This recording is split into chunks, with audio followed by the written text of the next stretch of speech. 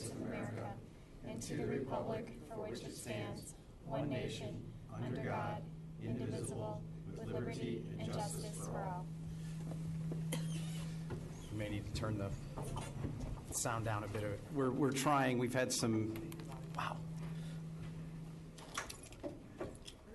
some issues with people being able to hear people during meetings, so we try to turn the sound up a little bit, but that may be too much. So good evening and thank you for joining us tonight. As I said, this is a special meeting of the Board of Trustees of the Village of Wilmette. We have a short agenda tonight for the meeting, primarily item 2, discussion and determination of path forward regarding storm sewer improvements, but there are agendas on the table by the door if you'd like to follow along. Now, if you plan to address us tonight, we ask you please come up to the podium and please speak into the microphone and tell us who you are and where you live. We ask you to please speak clearly into the microphone so the board and everyone else here can hear you. And for the taller folks in the room, and I'm not one of those folks, you may have to lean down into the microphone at the podium, which is sort of awkward, but at least people will be able to hear you. I want to remind you that everything you say and everything we say is being recorded tonight, as well as being televised on Local Access Channel 6 and on the internet. And if everyone would take this time to turn off their cell phones and other devices, and then the clerk would please call the roll. Trustee Wolf. Here. Trustee Sullivan. Here. Trustee Plunkett. Here. Trustee Dodd. Here. Trustee Kurzman. Here. President Belinsky. Here. Okay, we have a quorum. As many of you know, we are currently short one trustee on the board. Next item on the agenda is item 2, discussion and determination of path forward regarding storm sewer improvements. And I believe we're going to start with a brief presentation from the staff. So actually, I get the first slide, though. So the plan tonight is we'll have a presentation. There'll be some Q&A between the village board, the staff, primarily Ms. Berger and Ms. Malloy, the engineers from Stantec. And once we're sort of through with that, we will open it up to public comment. And then after public comment, we will proceed with our discussion and hopefully deliberation that results in a consensus. We'll conclude this item with a motion and a vote regarding direction for the staff from the board. So with that, I will turn it over to the staff. Thank you, Mr. President. I just realized I forgot my nameplate. So for those who don't know me, my name is Bridget Berger-Raish. I'm the Director of Engineering and Public Works for the Village of Wilmette. And before I begin, I'd like to introduce our team of consultants here tonight. We have Joe Johnson and Tara Novotny from Stantec, Dave Buckley and Thomas Berg from Chris Burke Engineering, and Mike Young from RJN Engineering. The official stormwater study began in 2013, but the village has actually been studying stormwater and sewer issues well previous to that. I think it was in August of 2007 we had a major microburst come through town, and since then we've spent a lot of time focusing on sanitary sewer issues in West Wilmette. In particular, the village board approved a capital improvement program of about $24 million to invest in the performance of the sanitary sewer system. Since that investment, we've turned our focus to stormwater. In 2013, we hired Christopher Burke Engineering to perform a hydraulic analysis and complete modeling of the stormwater system west of Ridge Road. In 2015, that report was delivered to the village board. And since 2015, the costs that were associated with the Chris Burke report were quite extensive, in the multi-million-dollar range.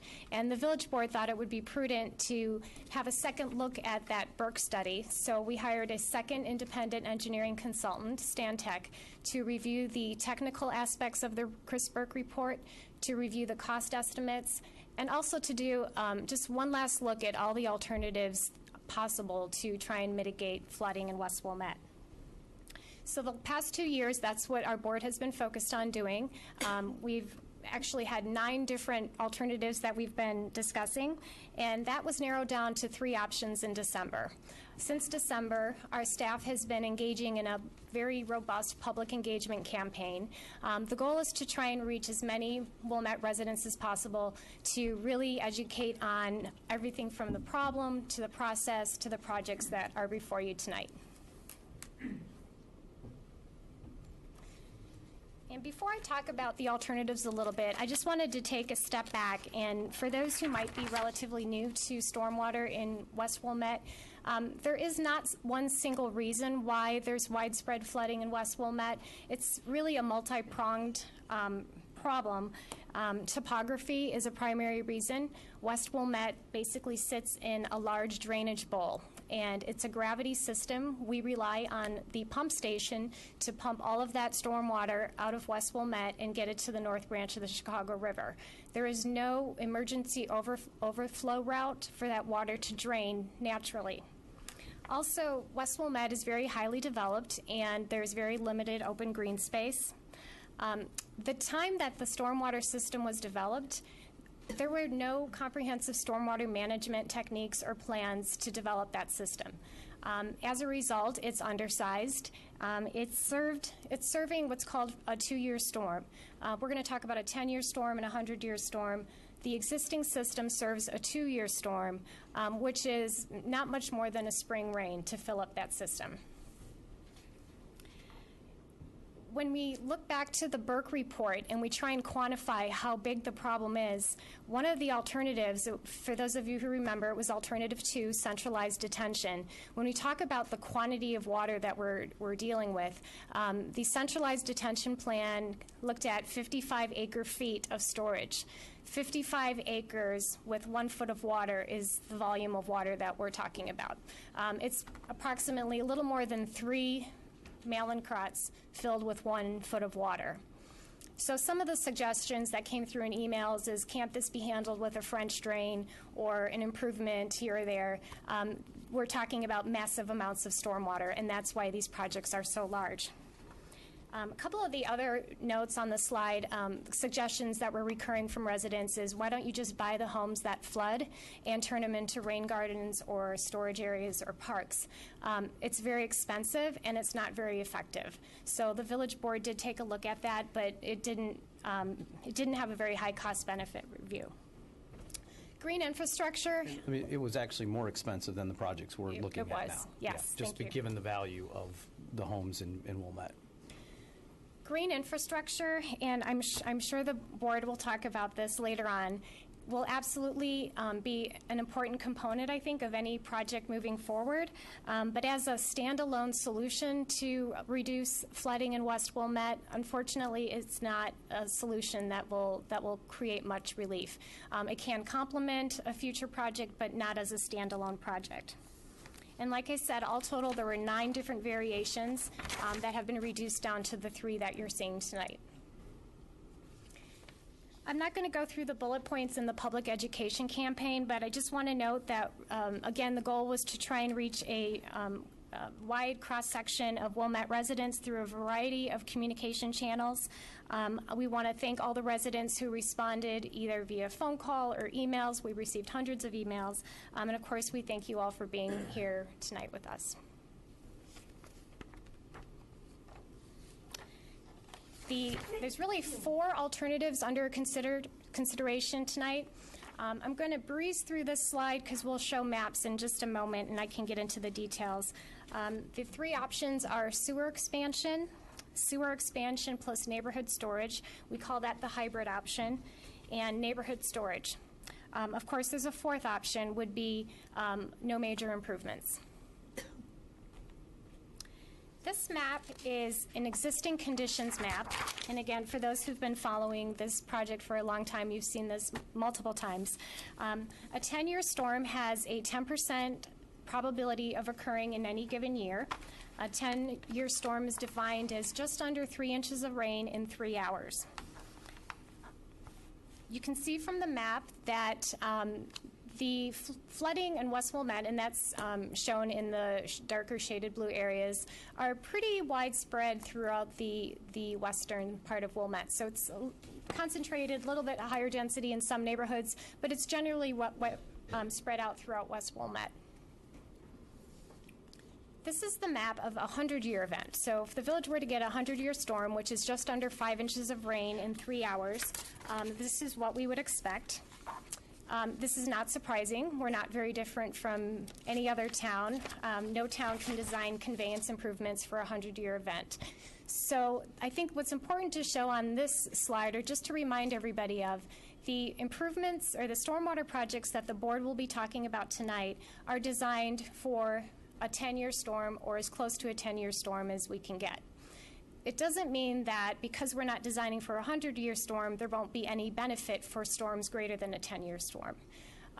The benefit is shown through reduced flood elevations and reduced duration. So even though we're not designing for a 100-year event, as we get beyond a 10-year, there are some benefits with all of these projects that we're talking about tonight. Sewer expansion. This is the most expensive but the most effective project to be discussed tonight. The characteristics are, it's a conveyance project. It's basically adding 44,000 feet, or about 8 miles, of new storm sewer to serve as a relief sewer to the existing system.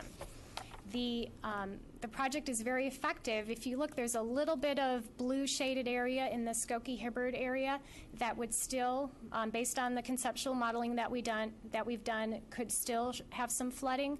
After talking to our engineers, though, we think that if we got into preliminary design engineering, we could pick up a lot of those areas and improve that last 5%. And just for clarity, for residents' sake here, I mean, this is an engineering model. It's not perfect. It's nowhere near calibrated to the point where you would say, well, my house is right here and there's a blue dot and therefore I'm not going to get service here. This is at a higher level of precision, or lower level of precision, sort of a 10,000 foot, maybe not a 50,000 foot view, but a 10,000 foot view of what their best guess, given their models, the performance of the system would be. That's correct. And it would really be the next phase, the preliminary engineering phase, where we would get detailed topographical elevations to take it to that next level of accuracy. This project, sewer expansion, has a 95% reduction in vulnerable structures. When we say vulnerable structures, we're referring to floodwaters that have risen above the street, across the parkways, across front yards, and have actually encroached upon a home's foundation. The second metric that we're using is reduction in vulnerable properties. Properties are defined as water that has risen above the street level, across the sidewalk, and actually encroached onto private property. So in this case, we've got a 97% reduction in vulnerable properties.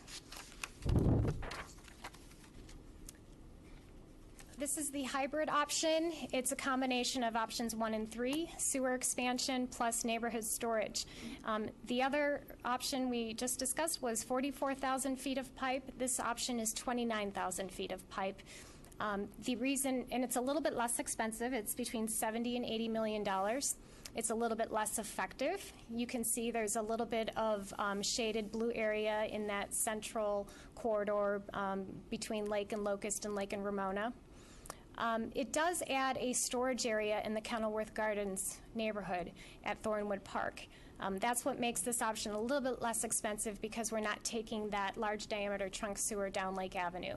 So we're serving the far northeast corner through a storage area. I should note that this project has an 81% reduction in vulnerable structures. And the third option is neighborhood storage. Neighborhood storage relies on storing stormwater instead of major conveyance improvements. This is the least effective, but also the least costly. So it's got a price tag between 48 and 55 million. You can see the blue shaded areas that are still vulnerable to flooding are primarily in 3 neighborhoods in the Skokie-Hibberd corridor. Again, that central part of the village at Lake and Locust, and then a little bit over in the Washington and Hunter area. So could you flip back to the one that shows existing conditions and then go through each of these again so people can see? So this is the existing 10-year storm and the amount of blue here, and just compare that to each of the options so you can see how much blue has been reduced.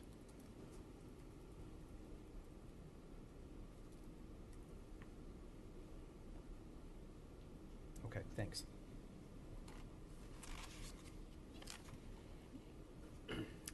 Moving on to financials, this is a brief slide that has been shown in previous presentations. This is, if the village were to embark on one of these major capital projects, we would issue 30-year bonds to finance the project. This slide shows the incremental cost increase to a sewer water bill over time for each of the 3 projects. So just to understand it, today the average bill is $356 per year, Correct. and if we did I'm sorry. either the hybrid or the sewer expansion in the first year, would go up $105, and if we did neighborhood storage, it would go up $65. That's how to read the slide, and then each of those numbers is an incremental increase to the sewer bill that would take place, and the far right is, after 20 years, where the sewer bill would sit and what the increase would be. Correct. Thank you. So this brings us to the decision point tonight. There's really there's 2 decision points that staff is looking for direction for. We're looking for direction on which project, if any, the village board would like to pursue. We'd also like to know if you'd like that project built as quickly as possible, immediate, or if you would prefer to phase it over a number of years given the high financial cost of these projects. So the motion that we would anticipate, if appropriate, coming out of the meeting tonight would be a motion to direct staff to prepare a request for proposal to enter into a preliminary engineering design agreement with one of these options.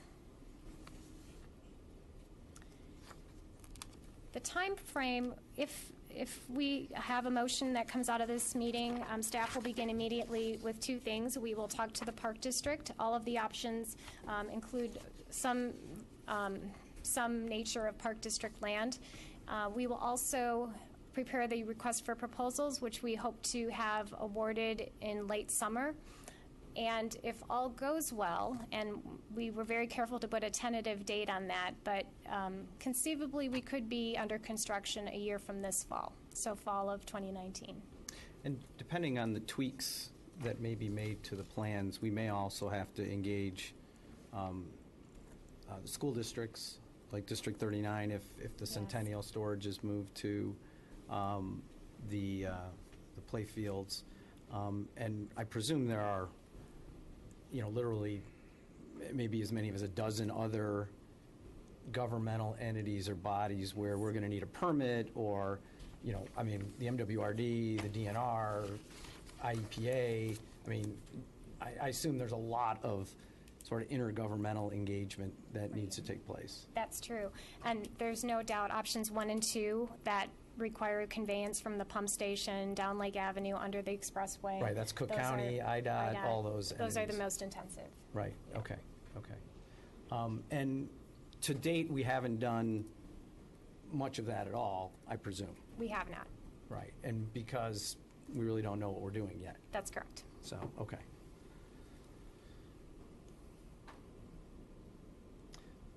So at this point, yes, Trustee Dodd. I just had a quick question in terms of the conversations you've had, Bridget, with some of the other. Have we had some preliminary discussions with, for example, the Park District in terms of the feasibility of doing what we're considering? So there. Or is that a question for- I'm sorry, go ahead. Well, that's, we've had Your mic's off. Sorry. There we go. On a staff level, we've had conversations and informal discussions with the staff, but in terms of engaging on specific plans, no, not really, other than just on the most basic level, because we're not at the point of really even knowing what we're going to be asking for. Any one of the plans that's being considered is going to impact at least the Park District, possibly one of the school districts, state of Illinois, Cook County. There's going to be multiple levels of engagement, and even in the discussion we've had so far, you could have spent a considerable amount of time talking about one particular site, and then at the last meeting it brought that another alternative site would have had a much more advantageous elevation to move a reservoir to.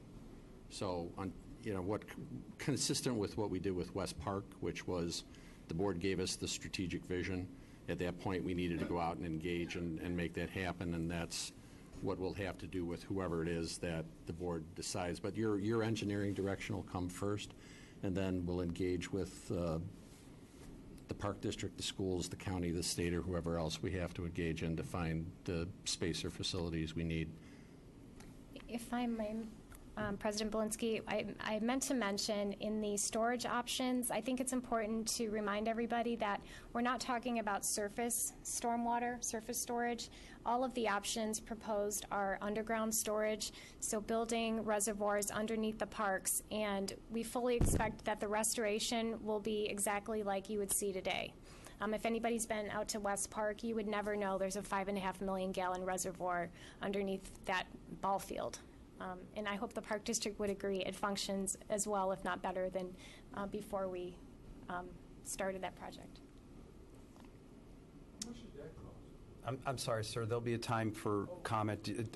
I can't have a meeting be completely unruly here. And it was 18 million, by the way. So at this point, I think it would be helpful for Mr. Johnson to come up to the podium, and I think there are some questions still remaining from the village board for either Ms. Berger, for Mr. Johnson, and then eventually for Ms. Malloy as well. So we'll start with the engineers. That's where we always tend to start. Thank you. Now, you actually have the problem of being too tall for those microphones, so either speak up and yell down into them, or I'll lean if you in. can't hear someone at the podium, please let me know. No, so I'm here basically, I have no formal presentation tonight, but I'm happy to be here and answer questions that trustees may have. Questions? Trustee Wolf, you, no? Actually, I do have a question. We had talked at the last meeting about green infrastructure, and it seems to me there's been more interest in it. Any ideas how that might be integrated with the planning and the planning process? We've talked with Bridget and staff about that, and I think there's general agreement, as Bridget laid out, that anytime the village is embarking on a major infrastructure project that's going to involve streets and parkways and areas, it's a great opportunity to evaluate how we may be able to incorporate green infrastructure into the project in a beneficial way. At the same time, I think we've all talked before, and hopefully people understand that it would be a complement to the other work that's going on, a green plus gray solution.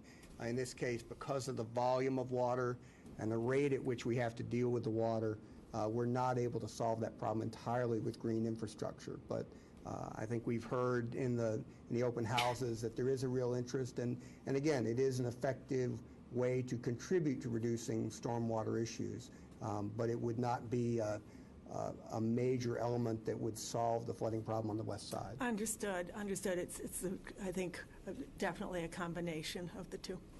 Trustee Wolf, we would also include a line item in the scope of work for the preliminary engineering study to include looking at green infrastructure alternatives in conjunction with the project. Okay, so early on, But yes. that would be planned comprehensively. Yes. And Thank you. depending on the board's direction, too, the first take, I think, would come from municipal services in terms of a vision for what options we have to kind of make an ongoing program of that when we're doing streets or other infrastructure. And we can, depending on the board's direction, look at adding an item or items to our CIP, to our capital improvement plan, to be ready to do engineering or construction on those options if that's the board's direction. Okay, sounds good. But it would be incremental here. I mean, there would be benefit. It can't replace the larger project, but there would be benefit that we could see in many places in the community by Right, and implementing this. it's certainly my understanding that the two components would work together. That's certainly correct. Trustee Plunkett, you open your mouth. I just I know, checking to see if yeah, you're okay. waiting to say something. I'm like, well, we're not done yet, right? I've had a few questions, and could you kind of help explain, especially in the neighborhood storage, in addition to neighborhood storage, we do see some relief trunk sewers that are placed as part of that. Could you explain the purpose of those and, what function they would serve in addition to the storage on that neighborhood option?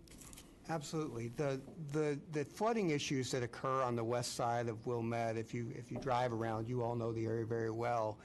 A lot of the areas that show up as those shaded blue areas are streets that have, if you will, a sag in them, where the center of the street or part of the block is lower than the other ends. And as Bridget talked about, they don't have a positive overland outlet. When the water ponds there, if it can't get out through the pipe, through the sewer system, it's going to stay there until it can drain out. So in order for detention to be effective, whether it's at Community Playfield or up in Thornwood Park or Hibbard Park, we have to be able to move water from those low points to the storage. And so the trunk sewers that are included in the neighborhood storage alternative generally run from an identified low point that's a flooding problem area and move that water to the storage. And they have to be relatively large because they have to move that water at the rate at which it accumulates in the low spots.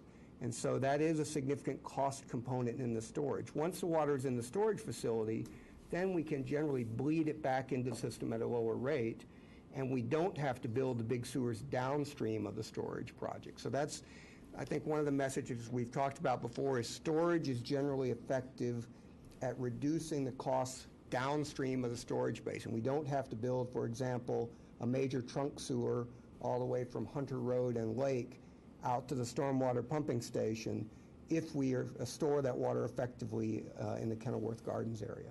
Does that help? Yes, thank you. Thank you. I have one more quick question, actually. I was on municipal services during the planning and construction of the West Park project, which I think we all agree worked out really well. And I know it was for a sanitary sewer, but there was a system to, in effect, rinse it out after it had been used. Will this include something like that? That's certainly a detail that would be looked at in preliminary engineering and design, but I would expect so. Stormwater is certainly, we wouldn't have some of the more nuisance issues that you would have with sanitary wastewater, but still, stormwater is going to contain debris that will wash off the streets. There may be grit or gravel that may get into the sewers and accumulate. So there would certainly need to be provisions for maintenance and periodic cleaning of the basins. It might not have to be as frequent as at West Park. Okay, thanks. I wanted to ask a follow-up question to Trustee Plunkett's question. So you explained a little bit why there are some relief sewers on the neighborhood storage plan going to the retention tanks. There's also some relief sewers in the neighborhood storage option that don't appear to be going to the retention tanks. Can you just explain, why those are in those maps as well, and Right. how you picked what you did? I think probably the sewers you're referring to are west of, west of Hibbard. Yeah, east of the expressway. Yeah, near Laverne. Yes. There's a storm sewer that runs north and south on Laverne and in that area. So that particular area, if you recall kind of the tie-dye topographic map we showed some months ago, the western part of the west side of Wilmette, as you approach the Edens, is the low-lying area. There is no storage project in that area bounded by, if you will, the Edens, Lake Avenue, Wilmette Avenue, and Hibbard Road. And yet that is an area that is most prone to flooding. So in conjunction with the storage projects in the neighborhood storage alternative, there is some conveyance sewer put in there to take those low points and actually drain them down to the existing trunk sewer in Wilmette Avenue. Because we've held some water back upstream of that point in the storage facilities, we've created some capacity in the downstream system, so that provides some benefit to that area. It's not the same as the other alternatives, but does provide some benefit. So that's why those conveyance projects are included in that storage alternative. And when you get into more detailed engineering here, because you look, if that works there, we're talking about sort of the Y on the screen on the eastern end there. If the models and the engineering suggested it would work, could you do the same down Locust, and a bunch of that blue area there that remains, some of that might be picked up. Depending on how is that a possibility given where you are in the models today versus where you would be when you're done with preliminary engineering? It certainly is. I think, as Bridget said, we feel very confident that we've exhausted the range of the type of alternatives that could address this problem in West Wilmette. I'm certainly not going to sit here today and told you we've sized every pipe and decide exactly what street. I think, to your point, what would be considered would be a bit of an optimization where you say, okay, if we need to put in 2 more blocks of sewer to pick up an area, that's 1,300 feet, it costs X dollars. What's the cost versus what's the benefit that can achieve? So the answer is certainly there can be some refinement here, and it may be possible to pick up some other areas. But again, the costs will tend to move towards. Yeah, I think we explored that rather in detail, that as you incrementalize projects, you can make the cost as much as a more effective project. In essence, by, okay, well, what if we did this? What if we did this? What if we did this? The next thing you know, the 48 to 55 is 80 to 90. Exactly. And then you're in option 1 anyways by cost. President Belinsky, that's another item we would add to if the board selects neighborhood storage, we could add that to the preliminary engineering to look outside kind of the scope of this project to see if storage areas could be enlarged or downstream pipes enlarged to pick up those additional areas. And then there would be a decision point where we would take that information back to either the board or municipal services to make decisions on if they want to spend additional money and what protection that would get us. Right, and even the relocation, what was discussed at one of the last meeting or the meeting before, even the relocation of what on that map is Centennial storage to the community playfields might change it dramatically because, the blue spot in the middle, that's Locust. Community playfields is off of Locust, and so now, so that's, all of this is still work that could be done and alternatives that could be presented to enhance, frankly, any of the projects, not just this project. That's absolutely correct. Okay. I'm just going to have a follow-up. So I'm going to try not to get into the part where, the next step of the engineering is, and we just don't know these answers. But I was realizing when I was talking to people and I was going through this that even though it seems to, I know what neighborhood storage means. Can you explain, how long the water is in those, how long it takes for the water to get out, what that means if they're back-to-back rains on consecutive days? I think some of those details, even though, we have not engineered it, are important to understand. Absolutely, and over the past couple of weeks, in response to some questions, the Burke team and our team have looked at some numbers and tried to develop this. So a couple of points I'll make. So first of all, with neighborhood storage, I think the best way to think about it is it's a bulge in the system, if you will. It's some extra volume in the system, so that if you have a lot of water coming in from an area, you put it in that storage facility and you can retain it. You can hold it for a period of time and then bleed it out more slowly so that you reduce the impact of that big flow downstream. So how long that storage will be full obviously depends on how much water comes in. But typically from the data that we've run, we've been looking at a 3-hour storm here, which is, if you will, the shortest duration storm that creates a lot of problems on the west side of Wilmette. So you tend to look for a short duration storm because that produces the most rainfall in a short period of time, and it stresses the system. So typically, this 3-hour storm would result in these facilities filling up and then draining out over a period of, I believe, 8 to 17 hours, typically depending on the magnitude of the storm. So even if we had a 100-year storm, the neighborhood storage facilities in Alternative 3 would drain back out within less than a day after that storm had passed. So then the question about back-to-back storms is very valid because obviously if a basin is partially full and we get another storm, then its effectiveness is reduced. What we did do is we went back and looked at rainfall data, And if you go back and just look at daily totals in this area, we use data from O'Hare, you go back over a period of about 60 years to the mid-50s, it's very rare, for example, for us to have 2.5 inches of rain on one day. So our design storm is 2.9 inches in 3 hours. It's very rare that we would have that much rain on one day and that much rain again on the next day. In fact, in that 60-year period of record, we could only find one time that that's occurred. Now, certainly you can have 3 inches of rain on one day and an inch later, or vice versa.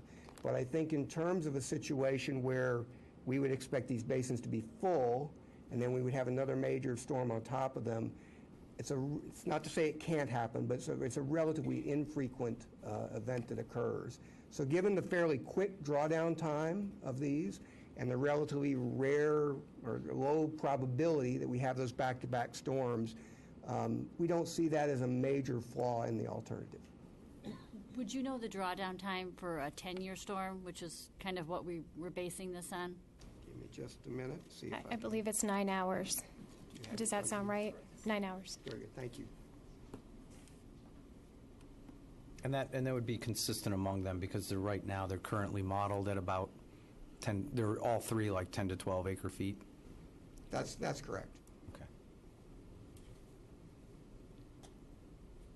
Yes, sir. When a tank is releasing, let's say 24 hours after the event, will access to the stormwater system closer to the outfall be affected? Is there competition for space in the pipes with the release? It's relatively small, so without getting into too many numbers, a 10 acre-foot detention basin works out to about a little less than 3.5 million gallons of water. If we drain that 3.5 million gallons over a period of 24 hours, it works out to something on the order of 5 to 10 cubic feet per second. That's a measure we use of flow. The capacity of the trunk sewers in West Wilmette is well above that. So while it would use some capacity in those downstream trunk sewers, after the storm has passed, we find that, again, in these short duration, intense storms that cause a lot of the problems, the pipes fill up, they may surcharge and cause flooding, but then the pipes drain back down. It may take time for that water on the surface to drain back down because there's not enough inlets to allow it quickly into the system. But we believe that the release rates from these storage facilities wouldn't use more than, say, 20% of the downstream sewer capacity in most cases. So there's still available capacity. And then a question I had at an earlier meeting was how much can the sewer expansion project and the neighborhood storage project longer term? You know, if the decision was made that you would want to do both of these projects at some point in time in the future, I don't think that's a decision on the table tonight to do both of them. But if you wanted to, you know, how can you sort of retain the optionality? What do you have to do to modify the projects to retain the optionality, sort of have I think plug and play is probably an overstatement, but sort of a plug and play where now you could do 3 and then 1, or you could do 1 and then 3. They're actually relatively compatible. If you lay the two maps side by side, there are very few places where they conflict, if you will. There's a short 2-block section of sewer on Washington Avenue between Laverne and Lamont, I think. And then there is a section of proposed sewer down Wilmette Avenue between Wilshire and Centennial Park, or over in that area. Other than some of those sections of sewer, the projects are relatively independent, and so you could build one and then at some point in the future build the other. I think if, for example, if the board were to decide to go forward with a neighborhood storage project, a decision to be made in preliminary engineering would be, does it make sense to upsize that sewer in Washington Avenue so that you leave the option open later to construct the larger diameter trunk sewer associated with the conveyance with sewer expansion down that road and not have to replace that pipe.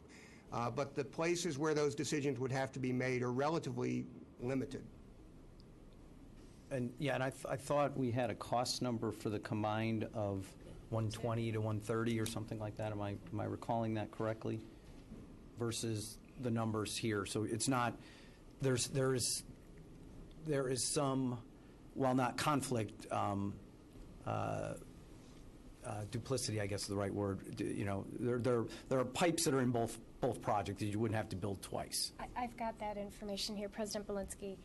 The Wilshire Drive section would have to increase from a 30-inch to a 48-inch pipe if you wanted to build conveyance at a later date, and that's around $200,000. The bigger one, though, is the Washington Avenue pipe between Lamont and Laverne. About 600 feet would have to be increased from a 24-inch pipe to a 108-inch pipe, and that's about $1.7 million. So for $2 million, you in essence could have no conflict, if you will, between the pipes that are in the neighborhood storage option and the pipes that are in the sewer expansion project. That's And correct. you know what, I have a question. Trustee Plunkett and I had discussed this. I think we were both struck by the change from 24 inches to 108 inches. Would there be some additional storage there since it's such a big pipe?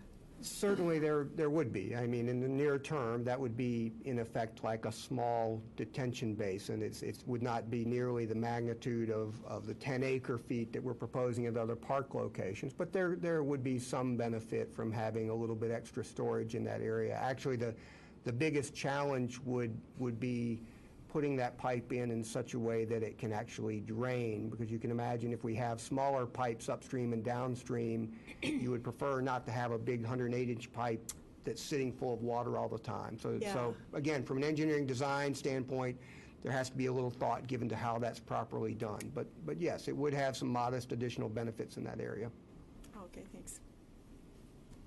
So I'd like to piggyback on President Bielinski's question.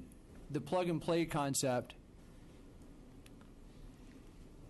are we limiting ourselves to 10-year flood protection, like 30 years from now, by doing that?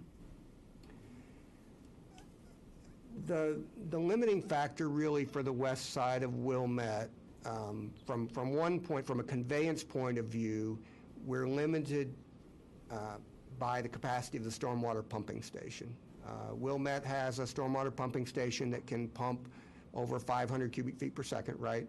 Yes. And so we can only put out to the river so much water. And under the current situations right now, while we have not approached a permitting agency and said, what would you think if we were to increase the capacity of that?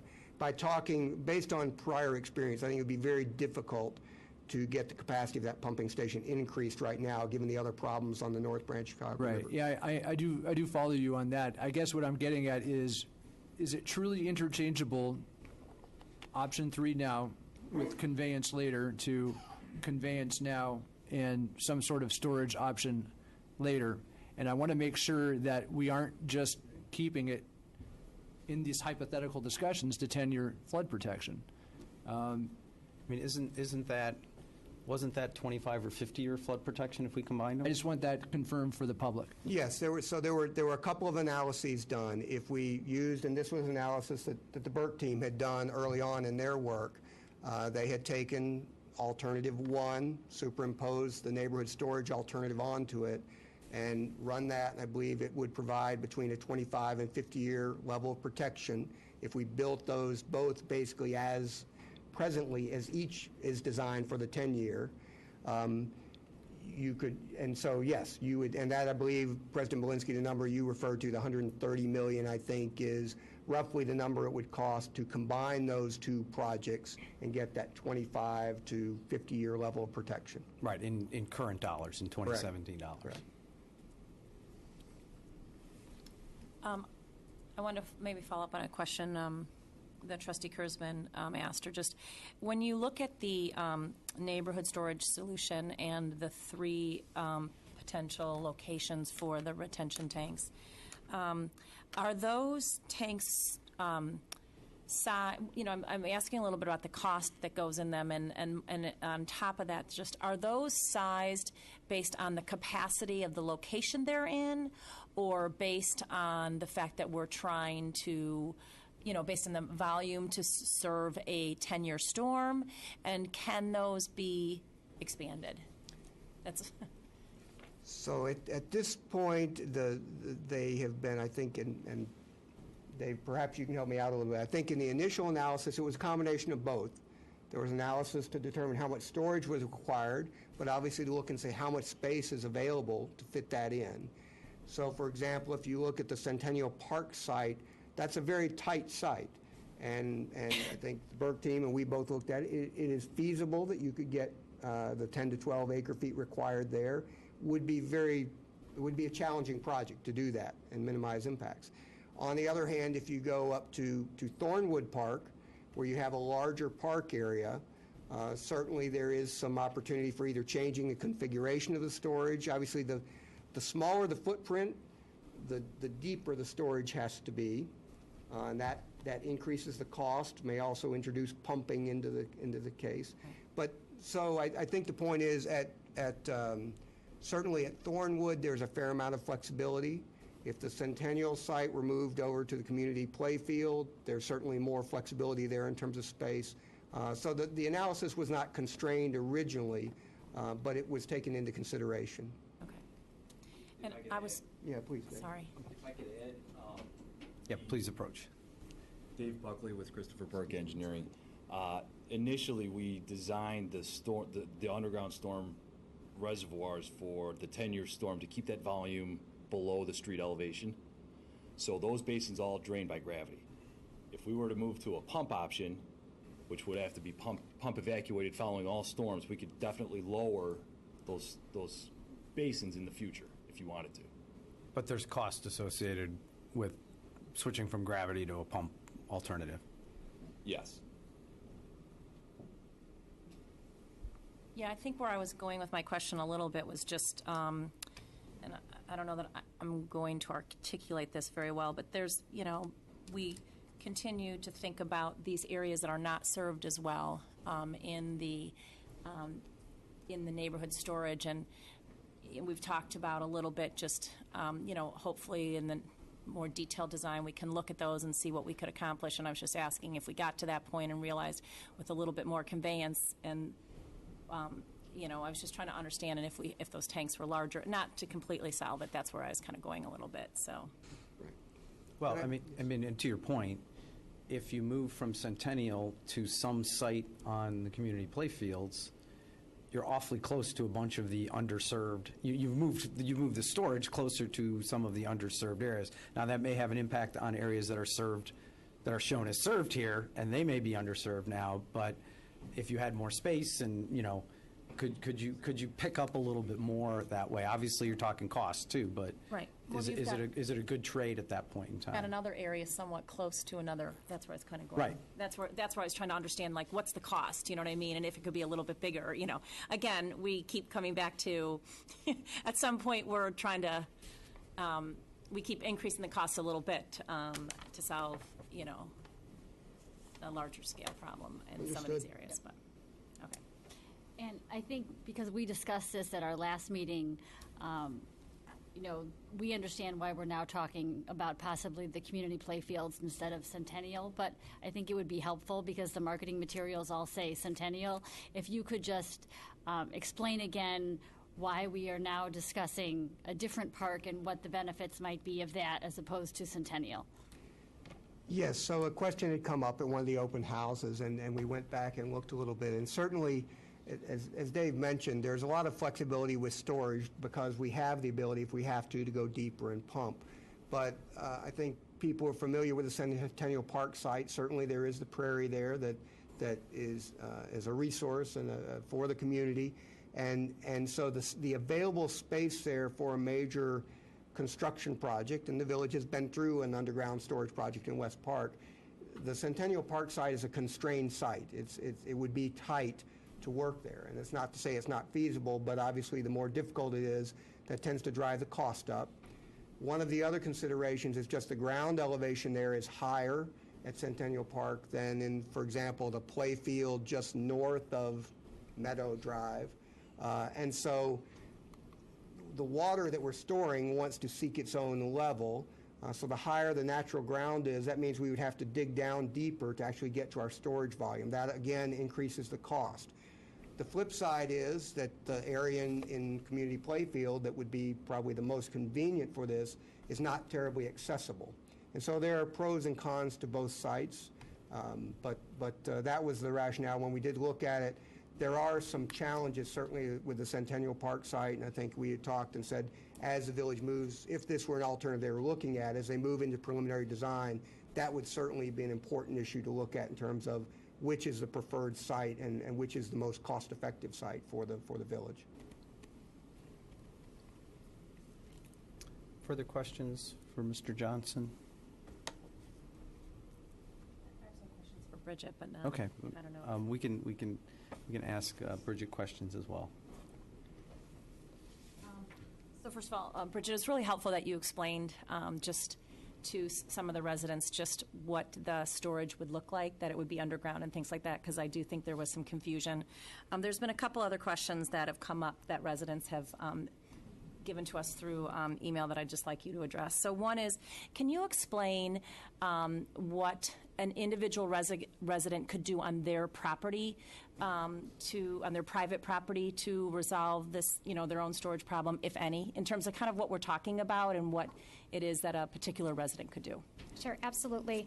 There's just some general good housekeeping things every homeowner should consider to protect their home from either high groundwater or adjacent flooding, low-lying areas. Certainly putting in foundation drains tied to a sump pump with a discharge far enough away from your foundation that you're not inundating the foundation with your own water that you're draining. Downspouts, making sure they're splashed away from your foundation, making sure the grade around your property drains away from the foundation. Again, we want to keep that foundation high and dry. Flood-proofing, if you have cracks, exposed cracks in your foundation floor or walls, you can flood-proof your foundation. Window wells, if they're low in elevation, you want to make sure that they're free from any seepage or opportunity for water to get in. So those are things all homeowners should look at to flood-proof their home as much as possible. I think when there's water that is risen so high that it's actually surrounding your foundation, though, there's very little a homeowner can do to prevent that water from getting in. Okay, and then my second question was, so thank you. So my second question was just, as we think about these different alternatives and things like that, and we think about, neighborhood storage as compared to some of the other options, would it be a true statement to say that in the areas where we are doing neighborhood storage, that is very close to as an effective solution as conveyance in those areas where we're doing it? For a 10-year storm, I would say that that's true. That was the intent, yes. Okay, thank you. But just for clarification, conveyance is the better answer for a 100-year storm because eventually the buckets fill up, if you will. Right. So. Understood. Okay, further questions for Ms. Berger? If not, we'll call up Ms. Malloy. We'll talk about finance. So I know Trustee Sullivan, you as chair of the Finance Committee, and just let me make one comment to residents and people who are watching. We've been talking about this for 5 years. So at this point in time, you may say, well, gosh, they didn't consider this, they didn't consider this, they didn't consider, what about this? I didn't hear this question. We have asked and had answered for us every question imaginable over the 5 years.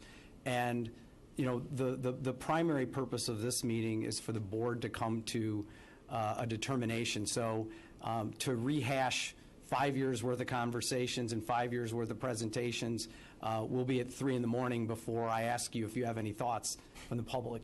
So I just want to make sure everybody realizes that this is far from our only discussion or evaluation of this work.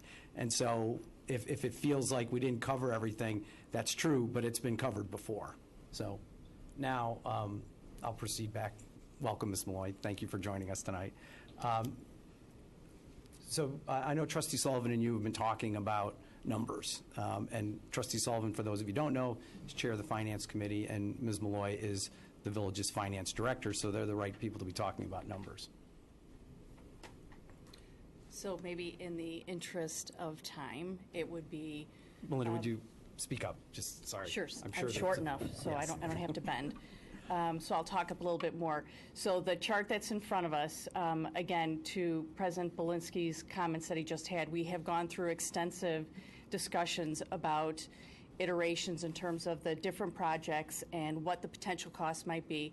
And we've also tried to give a framework of what these costs might look like within the larger context of the village, the services it provides, and the revenues that it collects.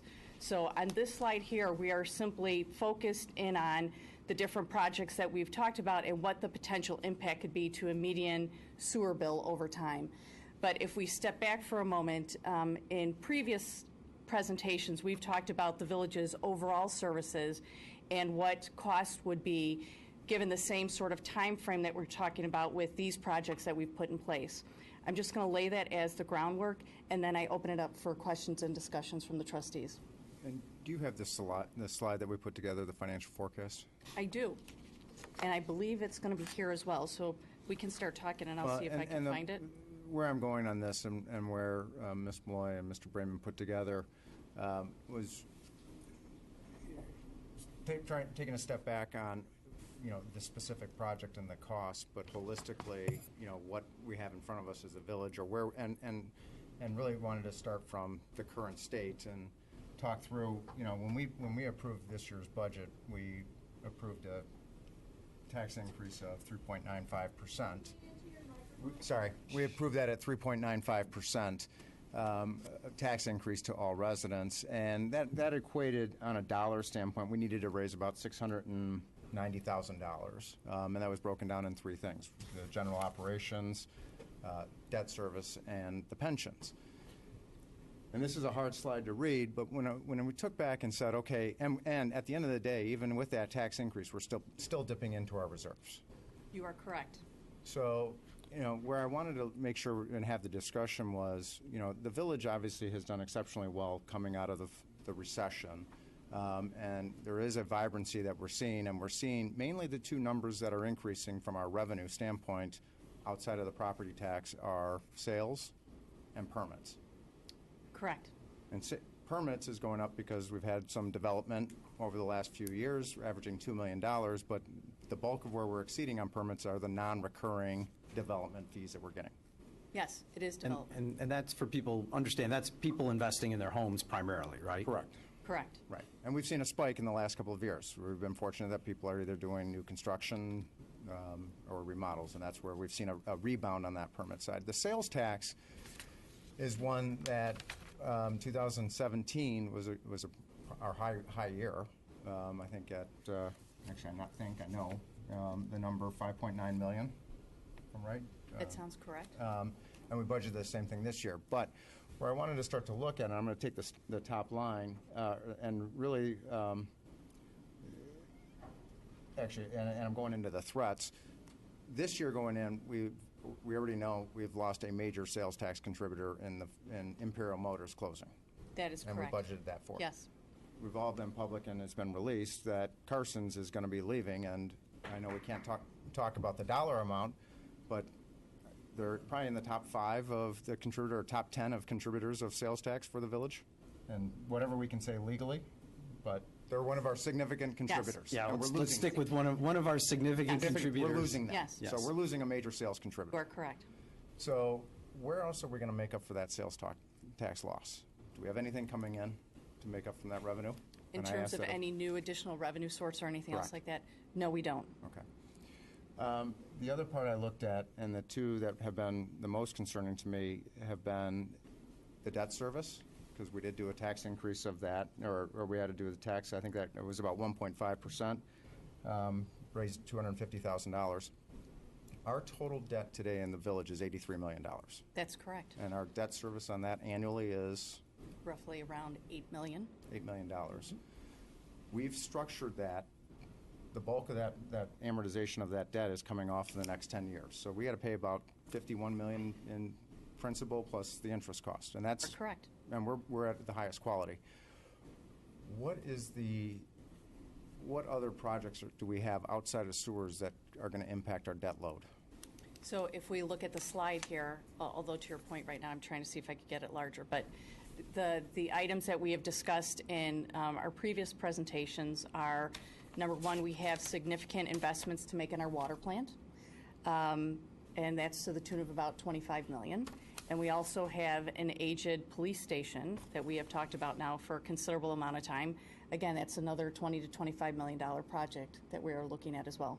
So we know we're going to take on another, when I did the look, we're going to take on another $50 million in debt That is correct. in the next 10 years. Yes. Now amortizing off about $50 million, so we're going to negate it, but hopefully the way we've structured our debt, that won't be a negative impact. We won't have to overtax our residents.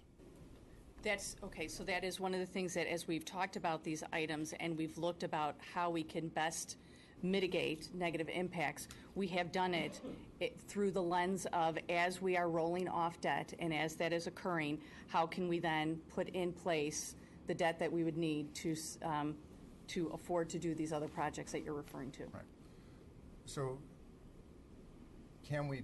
so we're always going to operate anywhere from $60 million to $90 million of debt with just these projects. Correct, because as we're rolling off and we're then layering in new debt, yes, that would be, yeah, that is correct. And some of that roll-off, we've sort of already earmarked for roads. That was our, 2 years ago when we went through the budget process and we said, let's add $500,000 to our annual road funding. The plan, which a future village board will actually have to implement, was that when some of that debt service rolled off, the tax money that was being used to pay the bonds would now be redirected into the roads. So You are that correct. amortizing debt, we sort of have a use for some of that already. And we have that on there as it's about midway through the additional road funding of $2 to $2.5 million. That is correct. Because we've talked about our roads are in average condition. There was the two pieces that were going to happen as this dialogue is occurring.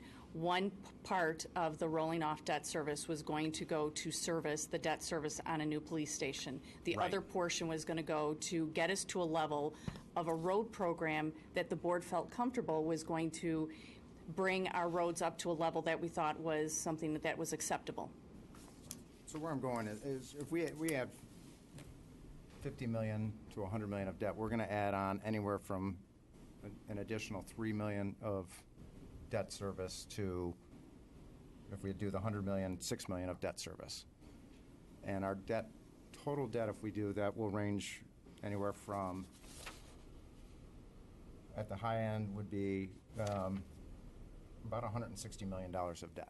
We're going to almost double the size of the debt if we add $100 million in the next 10 years. You are correct, and it's going to depend on exactly when we execute these. But yes, we can talk about that. That would be a level that we would be at. So backing out, if we know we can afford that $60 million today or $80 million, and we still taxed our residents at 1.5%, if we had another $4 to $5 million of annual debt service, does that a tax? Am I right in thinking that our tax equivalency is we're going to look to maybe a 10% tax increase?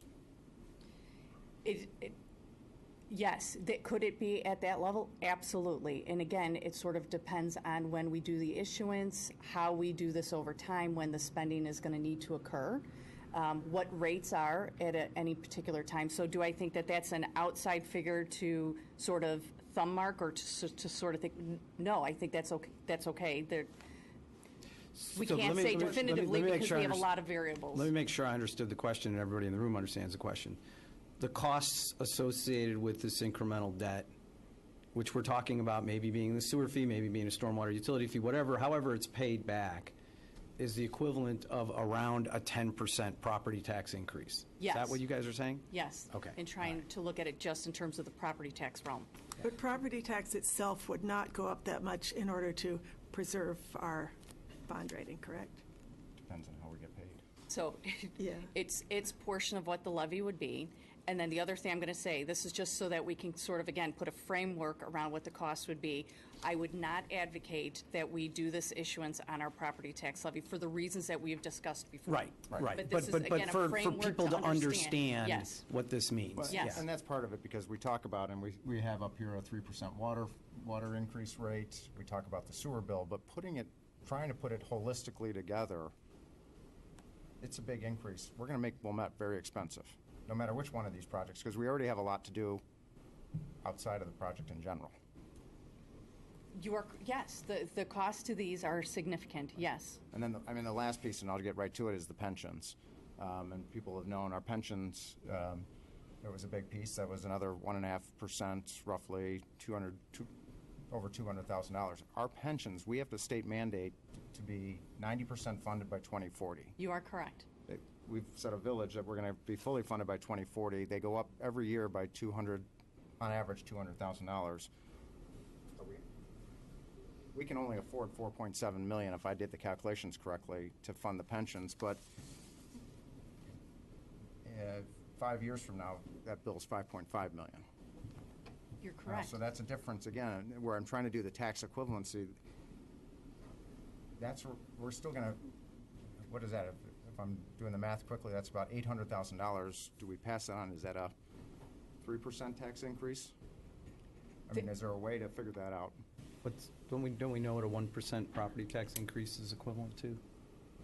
Roughly about 1.8 million is going to be 1% on our entire levy right now, right? Because the levy is 18 million. So 1% is 180,000. There we go. Right. Yeah. So if you're trying to raise $500,000, that's 4%. So a 4%, right? In 10 years from now, that bill's $6.3 million, which equates to almost a 22% increase over where we are today. Oh, yes, correct. And a 75% increase. So, again, my point is, that's the number that really concerns me, is how are we coming up with that shortfall? And the other piece Other of than that, taxing our residents we're going to take our tax, the only option is to increase the tax levy somehow, some way, from 3.5 to 10. Are we ready for that? so as Trustee Sullivan and I have talked about before, and we've had some of these discussions when we've talked about the budget and what have you. So as he laid out again, it is a state mandate by 2040 we have to be 90% funded.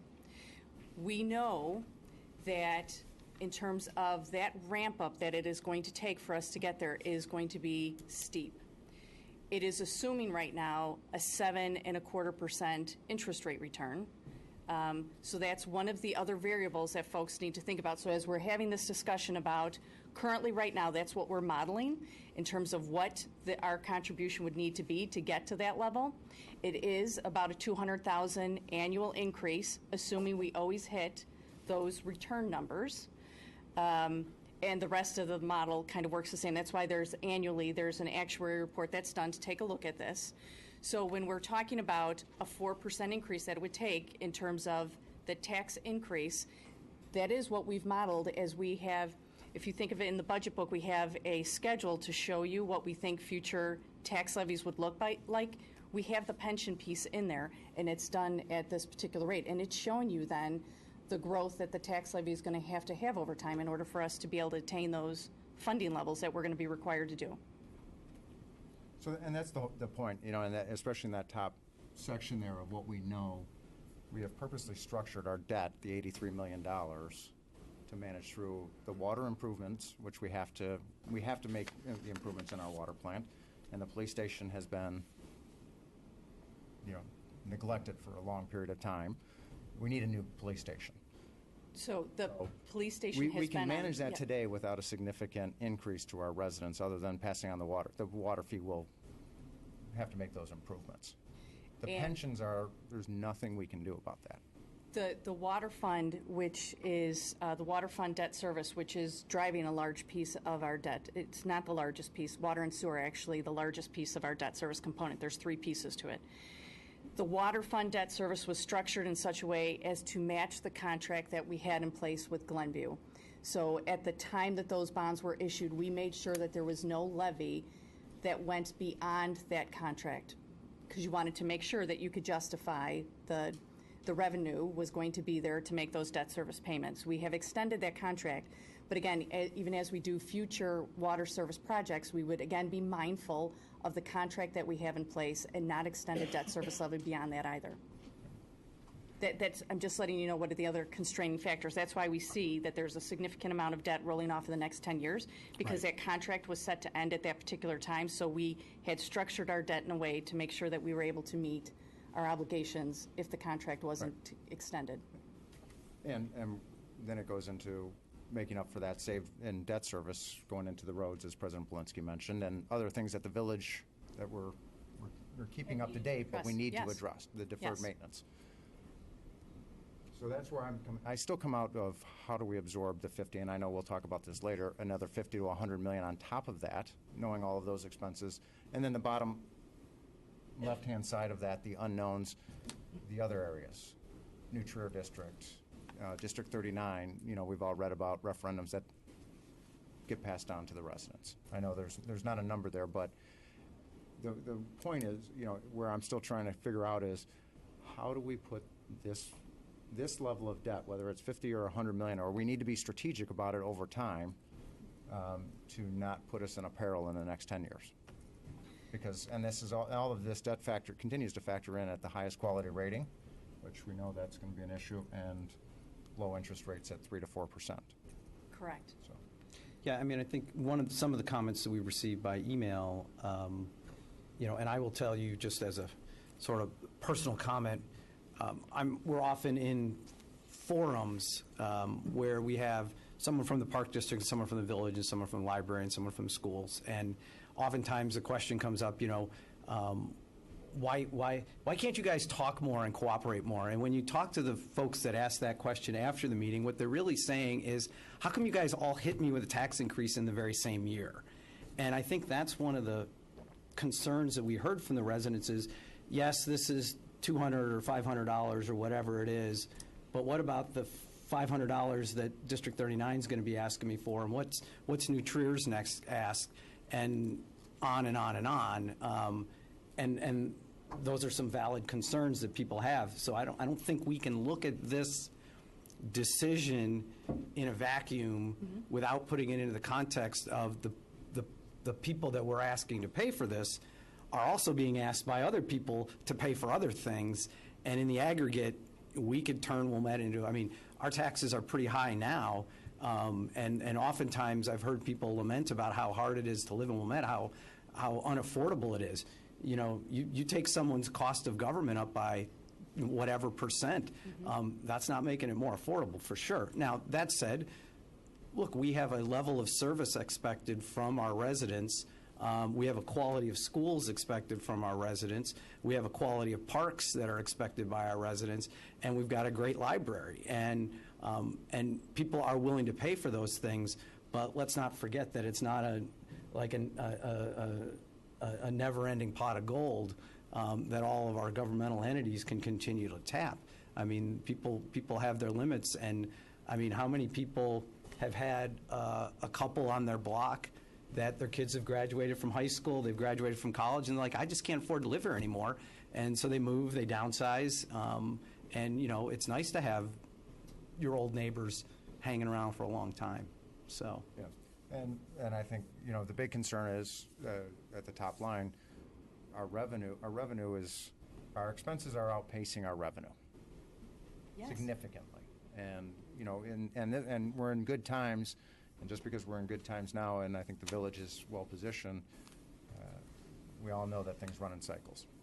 And so how do we handle that? And especially if we start to lose some of that critical sales tax. Sales tax and permits, because eventually, people might not do some of the buildings.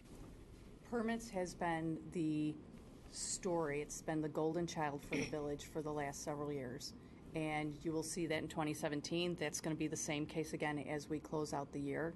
And when we come back with the financial audits, that is going to be the story for the year again.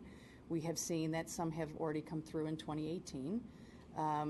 But to think that that is our new normal, it's not. It is some pent-up demand, some development that has happened that is kind of churning through the system right now. And on big projects, we sort of set that aside and don't, I mean, that's a mistake that I think one of our neighbors made where there were a lot of big projects being done over a period of 5 to 10 years, and they assumed they were going to get that big project revenue forever, and then it dried up, and all of a sudden they're looking at big budget shortfalls. So when we budget, we don't look at the 611 Green Bay Road permit and think that's coming back next year. We say that's non-recurring, and we set it aside, in essence, for when we think about the following year.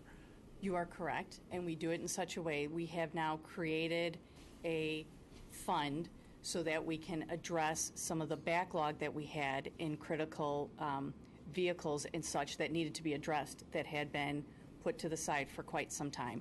There's also been some additional road work and engineering work that we've been able to do as well from those monies. So we have made decisions about it, to your point.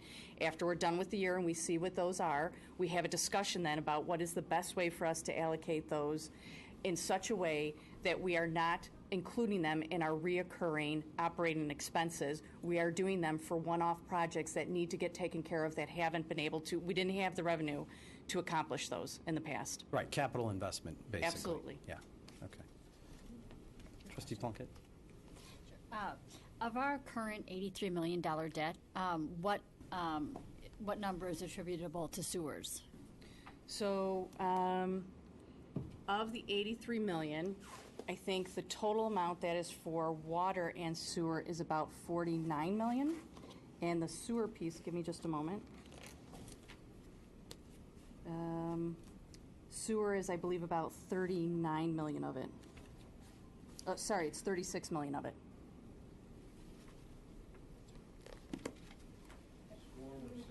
Sorry, just you said. Sure. Of the total 83 million that we have outstanding right now, 49 million of it is for water sewer. And then breaking that out even further, 36 million is for sewer.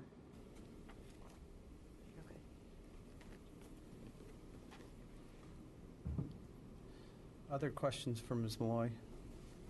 Yeah, Trustee so Dowd? of the 83 million, the 49 million, that's water and sewer, where's the other 83 million? What's the other components? It's for the general operating fund. Okay. So the property tax back. So when we've talked about the levy, the debt service that is going to pay that, those outstanding bonds, we call those the property tax, even though all of them are backed by property tax. But it's the general fund.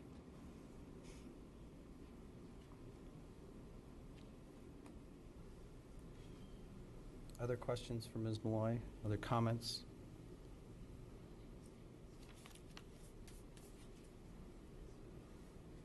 Okay, thank you. Don't go far, though. We may need you again. All right. Are there any further questions at this point in time for Mr. Johnson, Ms. Berger, Ms. Malloy, Mr. Frenzer, Mr. Brayman, any of the staff members or the other consultants that are here? Okay. It is 8:20, so we're going to move on to public comment. So let me start by seeing a show of hands of those people who would like to address the board tonight.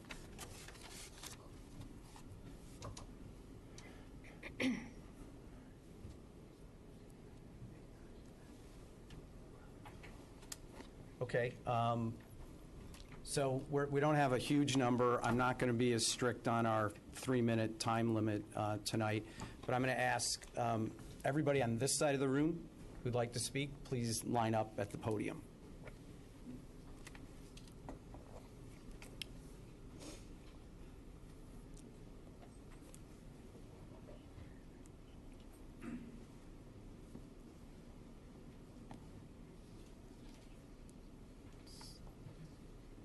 At first, I thought Kathy Routliff was coming up to speak. Those of you who don't know, that's our Wilmette Life reporter over there. Okay, welcome, sir. If you could, I would ask you. Let me make a couple comments. I'm sorry. So again, everybody, please be considerate of each other this evening.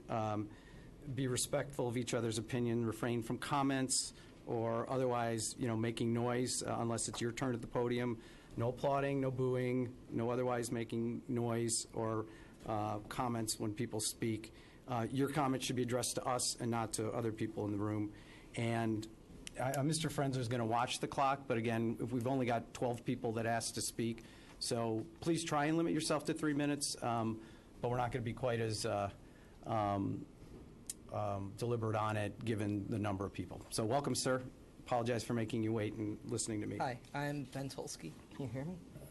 You need, yeah, lean. You really need to lean Hello? on the mic. We're going Is that to better? need to get bigger mics. That's much better. All right, I'm Ben Tolsky.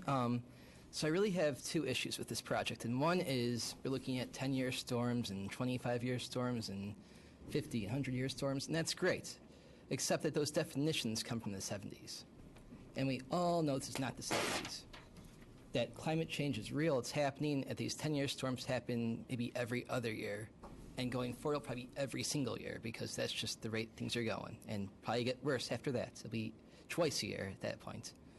So if we solve for 1970s issues, we're not solving today's problems. And I understand that, yes, there's benefits for 100-year storms as well, which are going to become 10-year storms in the not too distant future, but what is the point of looking at these outdated numbers? I understand it's all that we have, but we need to find a better solution than that.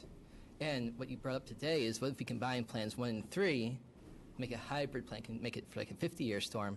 Well, that's great, but that's the reality, is that we're going to spend all this money now, and we'll spend all that money again later on, because it's not going to be sufficient. We're going to find out that, yeah, we solve for what is now considered a 2-year storm, and it's going to be flooding a whole lot more frequently in the not-too-distant future. My other issue, and it's related, is that this is not a green project, and making it green only takes doing one thing differently. Instead of pumping to the river, we could pump to the lake. That's all you gotta do, because it's nice, clean water. Understand that, yeah, there's some pollution on the streets that might get washed up in it, but that pollution can be cleaned fairly easily. It's not like it's wastewater. There's no poop in that pollution. It's dirt and whatever else gets into the rainwater. If we pump that back into the Great Lakes, all of a sudden it's a green project without doing any green streets, any rain gardens, anything like that. It becomes green because we're sending our water back to where it belongs, and not to St. Louis and New Orleans and everything else down the Mississippi. And that's really where I think this project fails. And I know that I was told that Winnetka wanted to do that too. They wanted to send their rainwater to Lake Michigan. They couldn't do it.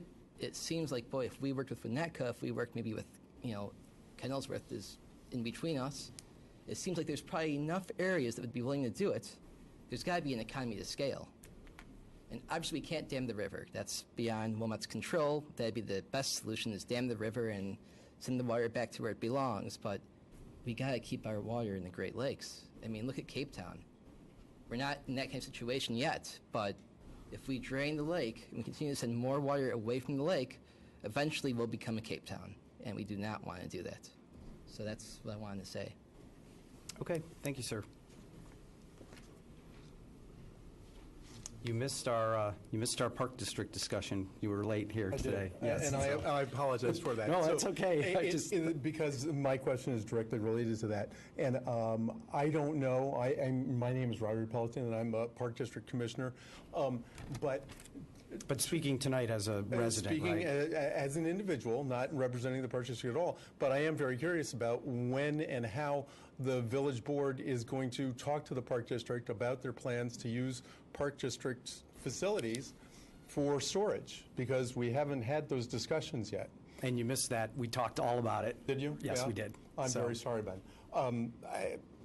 I will see if I can find that information later on. Yeah, we could talk after the separately. meeting too. But that is a big concern for everybody who lives around those parks, as well as the people who utilize those parks. I'm happy to hear that you're considering the community playfields as opposed to Centennial. And I would suggest community playfields perhaps instead of Hibbard as well. That's it. Thank you very much. Thank you. Welcome. Thank you. First community forum, but I've been a resident since '82. West Side, full disclosure, and I appreciate it being a referendum. I'm sorry, I apologize. I'm not sure I told people to say their name and where they live. So my apologies. My name is Kevin Lebowski. I live by lake in Illinois. And I just wanted, I know you mentioned being in a vacuum, making sure that this project is looking bigger scope. And full disclosure, I vote for number one. I know I don't have a vote, but option number one. But when you guys are talking about street resurfacing, you're talking about all the disruption to the area. Are you looking at how that impacts maybe your plans for restoration, asphalt restoration that you're already planning to do? Maybe there are other utilities that are trying to get in. I know this is not difficult, or this is not an easy community to build new utilities. I work with a lot of utilities, maybe about 12 to 15. And is there any look to see where you guys are proposing to build and where other utilities might be wanting to build? Sharing restoration costs, sharing even excavation costs. So that's why I just wanted to put that out there. I know you guys said you vetted this over 5 years, but I thought it should be said. So thank you very much. Thank you, sir. Welcome. Thank you. Hi, my name is Wendy Schultz. I live on Beechwood Avenue. I've been coming to these meetings for all of the 5 years that stormwater improvements have been under discussion, and I can only imagine the thousands upon thousands of hours that has been put in by the Board of Trustees sitting in front of us tonight considering this decision. And when I think about the complexity of the issue, how much time it takes to get up to speed, the piece of feedback that I feel strongest about is I would like to see the village board implement a solution that this board, with all of the collective knowledge that it holds, can see to fruition. We are talking about projects that have different lengths of time to completion, and I think it's very important for the board to choose a project that can be completed in a quicker time frame rather than a longer time frame. And I love the fact that some of the options under consideration have a plug-and-play option. I think that truly leverages all of the studies, the consultants' work that has gone into considering the most comprehensive solution for the village. But first and foremost, we've been looking at this for 5 years. I'd like to see a solution implemented in the shortest time frame possible. Thank you. Thank you. Welcome, sir. Thank you very much. Jordan Fitchev, Wilshire Drive. Thank you very much for opening this meeting to public discussion. The first thing is I was enlightened by some of these numbers that were just discussed, and I appreciate the fact that we were able to have a longer-term perspective as to what the financial ability of Wilmette realistically is. And so, although I would like to talk about option one, it only makes sense to talk about the other options if you can afford to do a project at all and you know, keep people reasonably happy, and if the benefits outweigh the costs. And if you do find that it's reasonable in a long-term plan to go forward with one of these options, I would like to discuss option one in the sense that the village has a basic responsibility to provide a minimal level of service to all of its residents. And it's very simple. I think we all deserve equality and we all deserve fairness, and currently I would say it's anything but that. And I want to talk about the human element behind these numbers. I mean, I'd like to address everybody here in this room so we can think as a community and not as individuals. There's tremendous suffering that people are enduring in this community that I don't think is talked about enough. You've got people on one street in Wilmette that are lounging during a storm, just relaxing, eating their chips, watching TV. And you got other people on another street in Wilmette that are trying to figure out how to get rid of all the gallons of water that are rushing into their home. Next morning, after a storm or during a storm, you have people that are comfortably leaving their driveway to work. Meanwhile, you've got other people on another street that are trying to figure out how they're going to even get to work because the whole street is flooded. You have people that can barely sleep at night during the storm because they remember what happened last night, the previous night when it rained, and for longer than 30 minutes. I mean, these nightmares are very, very real, and people are experiencing this lack of equality that I really would like to emphasize. And so in the end, everyone in Wilmette deserves minimal standards of flood protection. Every single person. If you guys do decide to go forward with a project, assuming that the finances make sense, please provide some kind of a standard for all Wilmette residents so that we have fairness and equality in our community. We really need your help. We can't do this alone. We can't do this without you.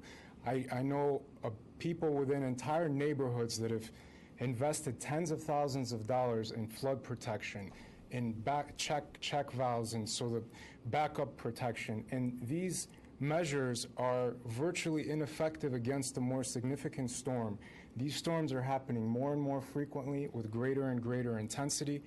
And so all in all, we need your help. We can't do this alone as individuals, as much as strong of initiatives as many of us have taken, many of us who are in this room. So I urge the board to consider the highest good for all residents of Wilmette, and I urge the board to strongly consider acting in favor of option 1. Thank you for your time. Thank you, sir.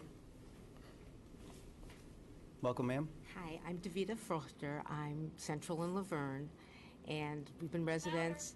I'm Davida Frochter, Central in Laverne. We've been residents of the village for 38 years.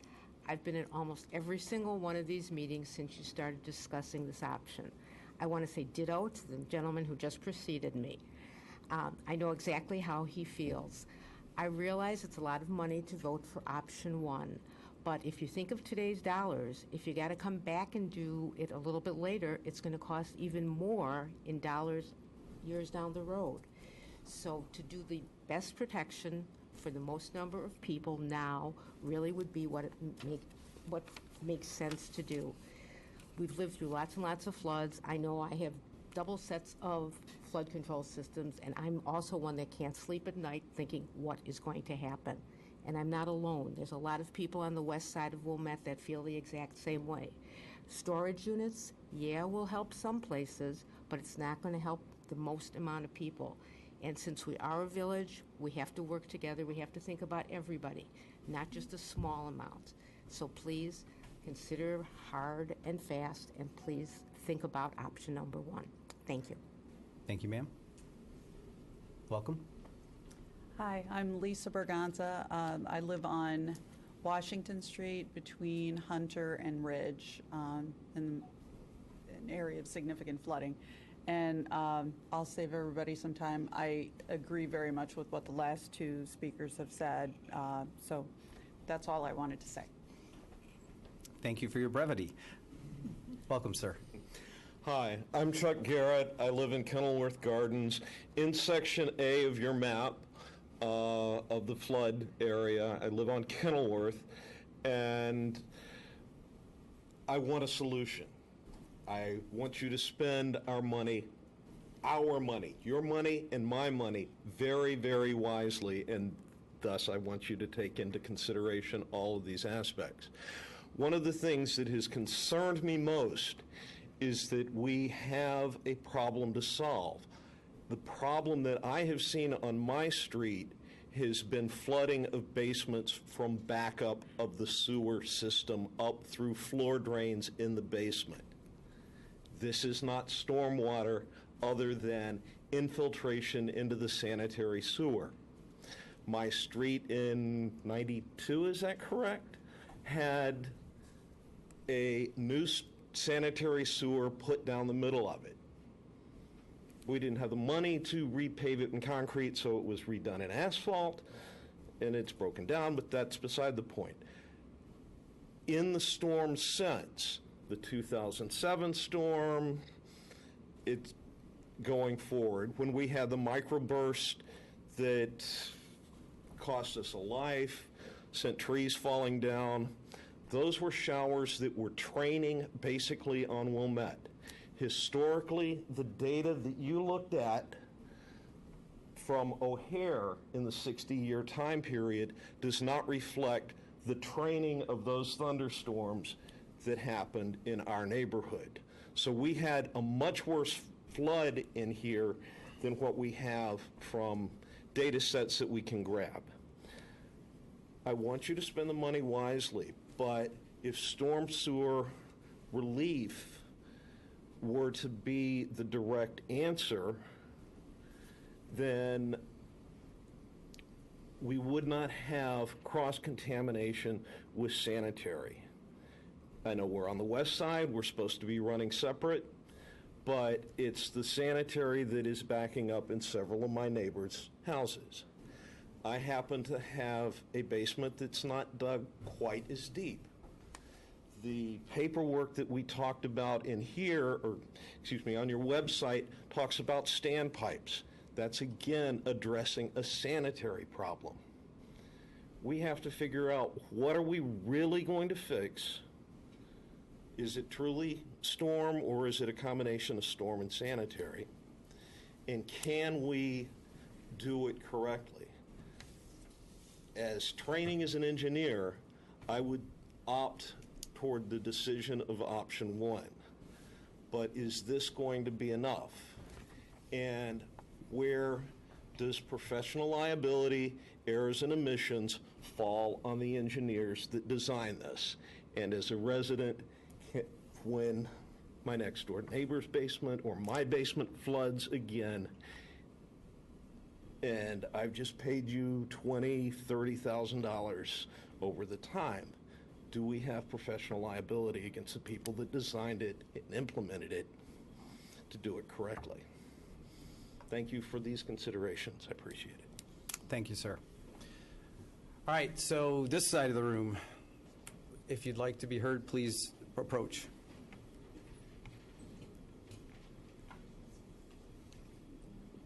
I'll let you decide who goes first. Welcome, ma'am. How are you? Hi.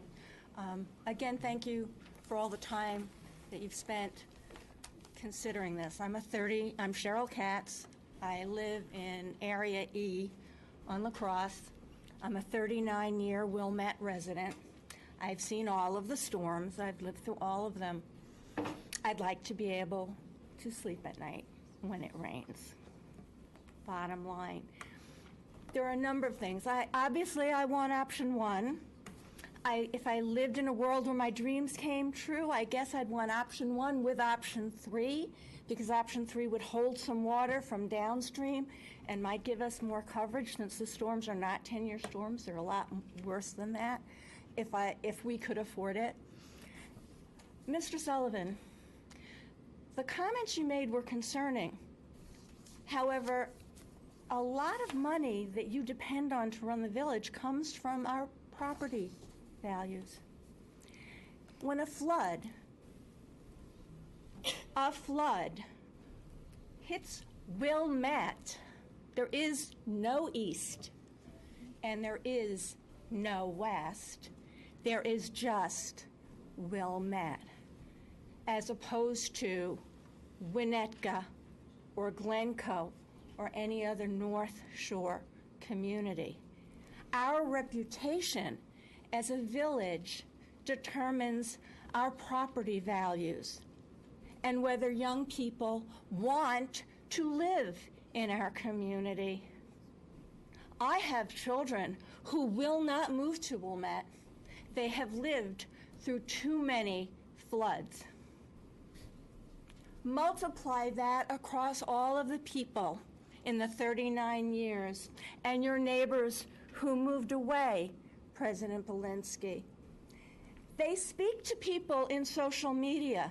They talk to their friends. The word Wilmette gets associated with something we don't want it associated with. Wet, water, instead of wonderful.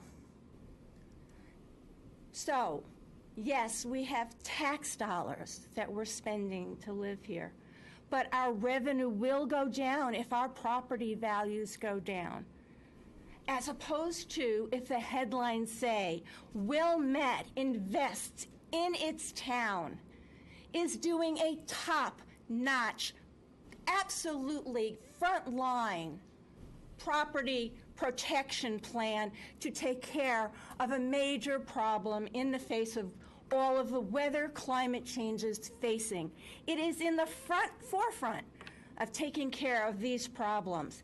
That headline increases people's belief in our government in Wilmette, in our belief in living in Wilmette. We have fantastic, absolutely amazing parks, library, and schools. We need to fix this problem to protect our reputation, and I hope that you will do the best that you possibly can. I know you will be fiscally responsible in how you phase it in. I drove over brick streets coming here. I saw our antique lights driving to park. I know that we're still paying for the project that was done in the place where we had a combined system. And I'm glad we've done all of those things to retain the character of Wilmette. We need to continue to preserve the character of Wilmette with this project. Thank you so much for all of your time and your attention. Thank you, ma'am. Welcome, sir. Hi. Charles Katz, 740 La Crosse. I live with the prior speaker through marriage. The problem is if you don't fix the water issue right now, you will see us again and the new residents in 10, 15 years, because the problem won't go away if you don't do the major option and fix it once and for all. Your sewers are too small.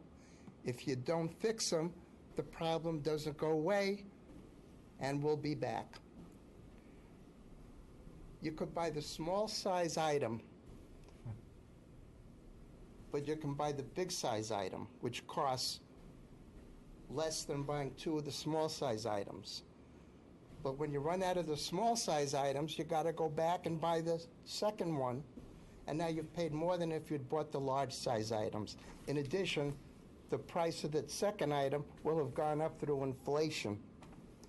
So inflation has been a real issue. You've started this problem solving in 2015, and we're now looking at increased expenses. I've heard at the other meetings where they said it's now going to cost more because we didn't address it 2 years ago.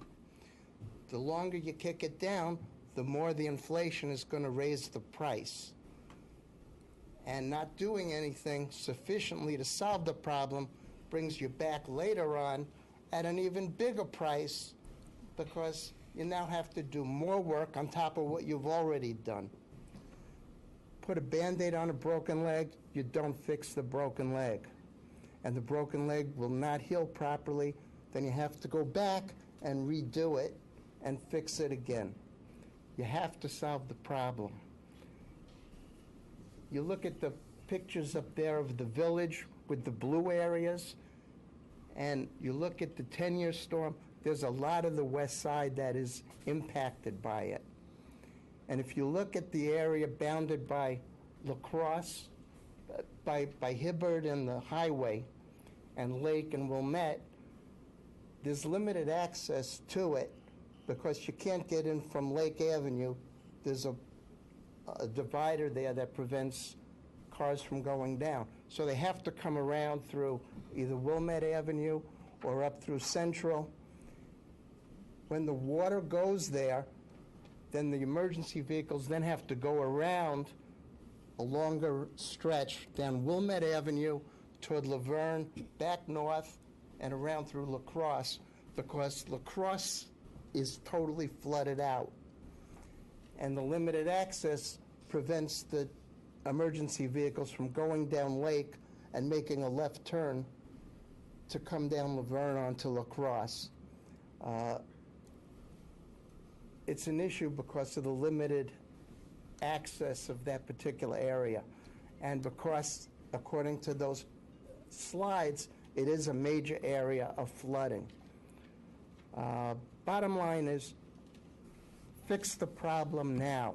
Do the major issue and take care of it so people don't have to come back in 10, 15, 20 years and then have the village spend more money again and do more construction.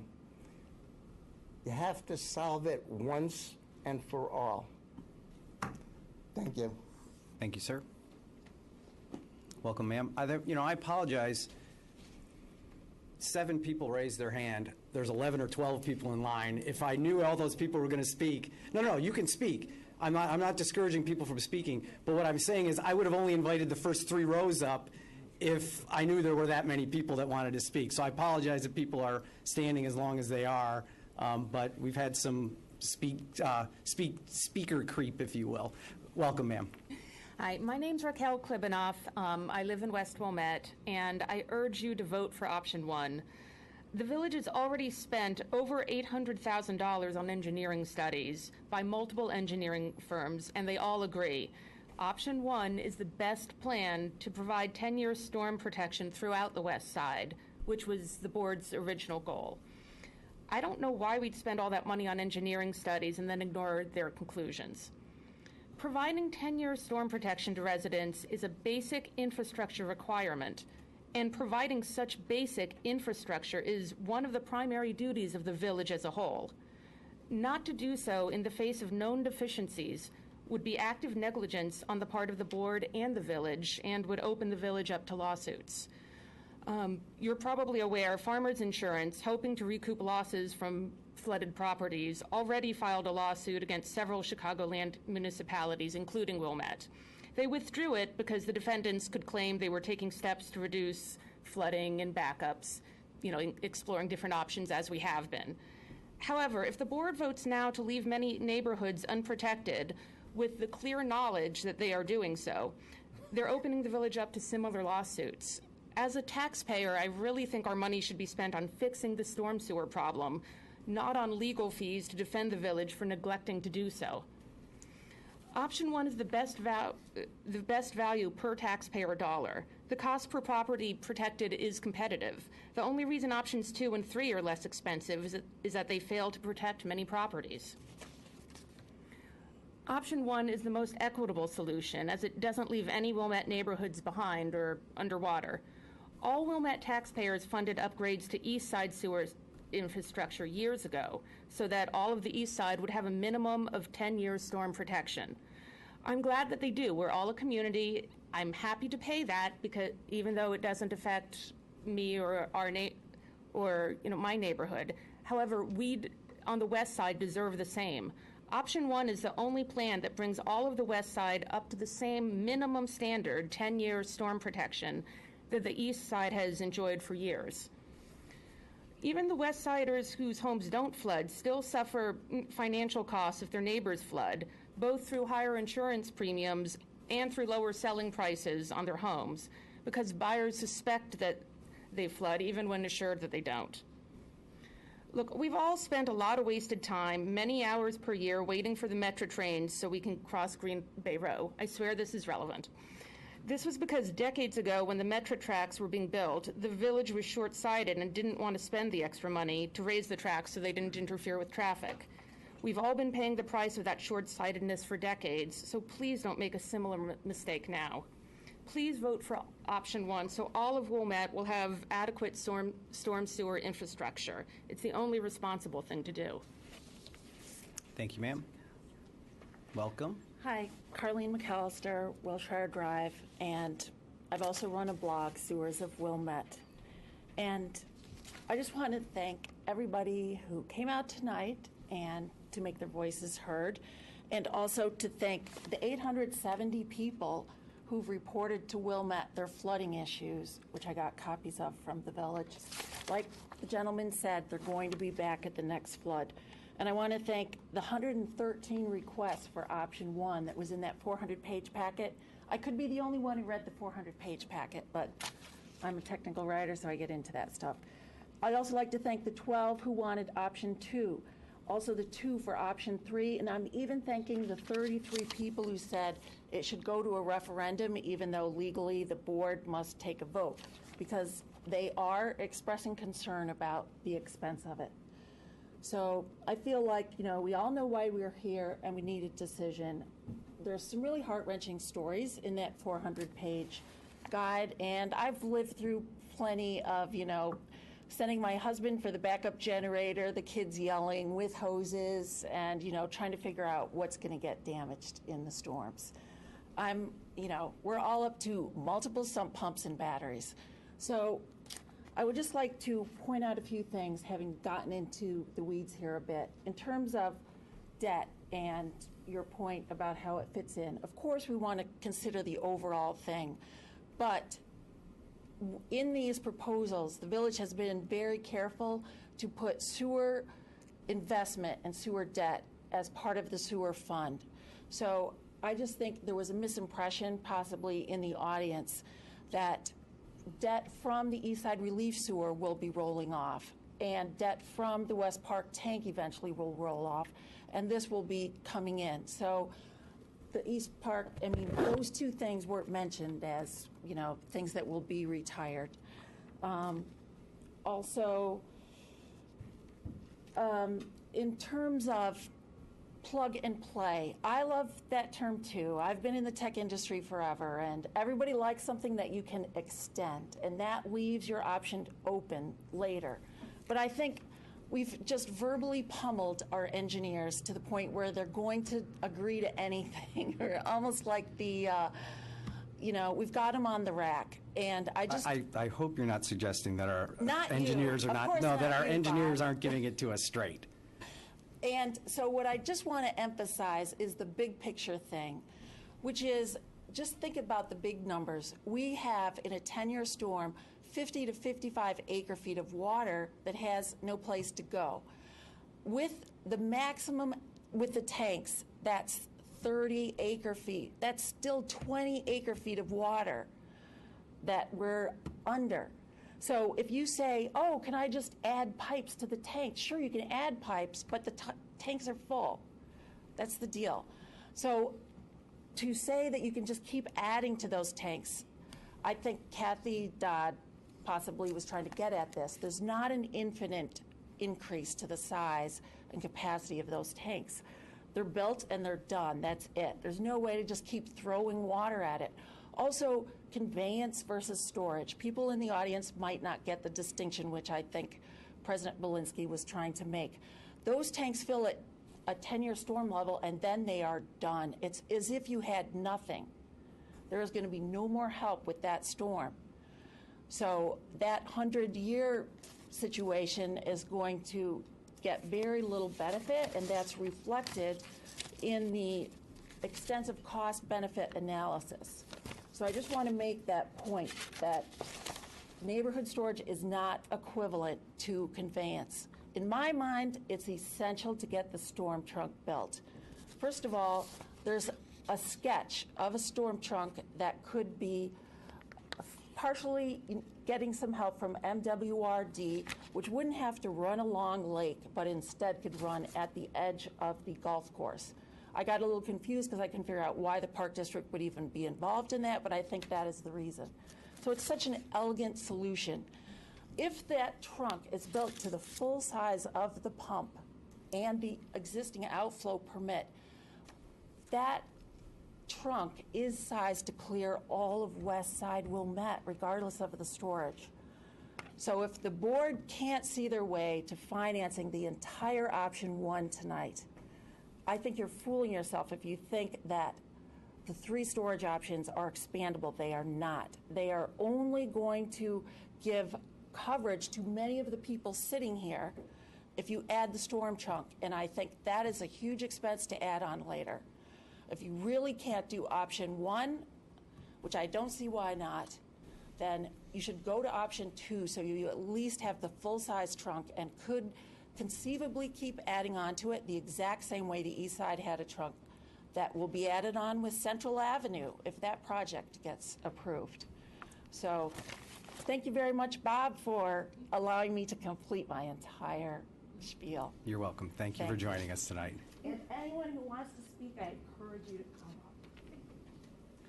Hi, my name is Eunice Shapiro. I've lived in this community for over 40 years. I've flooded all those years that every flood has come. I've had a flood in my house. I've had never mind. I've had a lot of trouble, and I've spent a lot of money on flood control. My house, I spend more money on flood control than I spent on my house. So I have experience with the floods, and my recommendation to everybody who is here that doing the right thing the first time and spending the extra money now will be a much more economic and efficient way of taking care of a problem than spending a little bit here and a little bit there. Then you're going to have to go back and spend a little bit more later because it's not going to work. You have to take care of the problem now.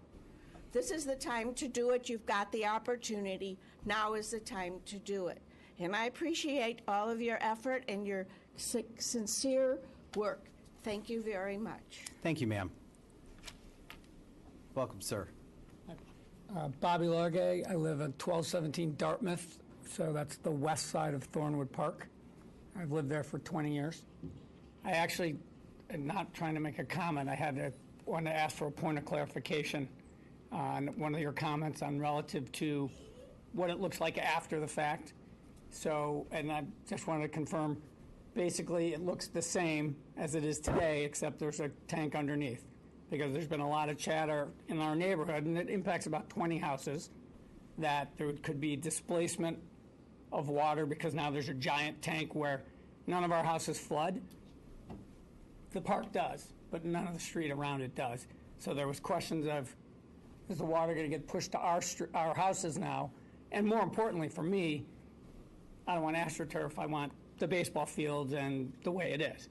So I thought that's what you were saying, but I just wanted to confirm that. Go ahead, you can respond. I don't have any else. Yeah, I mean, the AstroTurf for West Park was at the request of the Park District, by the way. So, Yeah, I wasn't using that as an Yeah, example, yeah. just generally. welcome, sir. My name is John Anderson. I live at 227 Greenleaf. I manage an advisory firm actually named after Greenleaf called Greenleaf Advisors. It works on sustainable solutions. I happen to be on your environmental, committee. But I've been working on water management issues for a long time with a gentleman named Pete Mulvaney. I think, Joe, you know Pete, a good old colleague. Pete was leader of water in the city of Chicago, led the green infrastructure there, a lot of the modeling around the Chicago system. I've worked on a lot of the Chicago systems in the Great Lakes when I directed the Great Lakes Nature Conservancy's effort. And also JLL's National Land Business. So I know infrastructure in the built environment and the natural environment. And I'm here to tell you there are innovations that are out there in storage. And I've recommended to Dan Manis and your staff, and I've shared with them some of the material on a company called Opti. Intelligently managed storage is a way to optimize the performance and the economics. And I just started sharing that when I got wind of this with the mailing that all these residents did, a couple months ago. Late in the process, I'm sorry. I'm very respectful of all these gentlemen, the great work they've done. And there are new technologies that are out there that are optimizing things with sensors, flow valves, and software. I happen to manage a company called Intelligent Generation that manages energy storage in association with renewable solar. If anybody follows energy, the growth in energy storage, which is out of the App Store, is tremendous because it shaves the peaks. Same parallels we've written papers on in water. And Opti's deploying this solution in Philadelphia, 5 places in Chicago, University of Chicago. They're not dumb folks. They're backed by the parent company of Google now. So what I encourage is if you look at a storage solution, which I want these residents all to be taken care of, I want to do it intelligently. And I want us to use the innovation that's out there to make sure we're not missing something. They'll model it for free, they offered. If these gentlemen share their data, they can quickly model it for free and see can they help or can they not. So if you do go with the storage system, which a lot of the world is starting to shift toward as they look at better performance with new technologies, I would encourage you to take a look at what Opti, and by the way, the others, you've got a letter that came today from the gentleman who's a leader at the Great Lakes Protection Fund. He's a resident here. I've worked with Dave Rankin for years in Great Lakes issues. You should read that letter. It basically emphasizes using storage intelligently, what University of Michigan, under their sponsorship, developed that's going to cascade across the region. We're planning a system for the next 70 years, not for the next 7. So thanks for all the work that everybody's done on this, and appreciate you giving me a chance to comment. Thank you. Thank you very much. Welcome, sir. Nice Bob to see you again. Davis, Kilpatrick.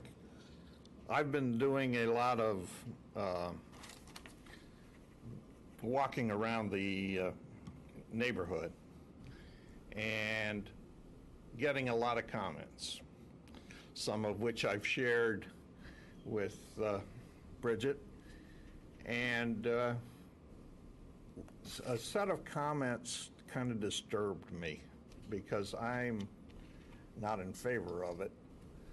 But there seems to be a growing group that is very determined, if the board does nothing, to launch a class action suit. And I don't want to see the village spend money for that kind of crap, pardon my French, when we should be spending it on the sewers. That was my comment number one.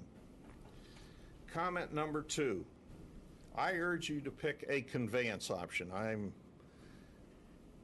prefer number one, but I can understand number two. Most importantly, whatever we do, we should get the engineering going. And I agree with Kathleen on the west side of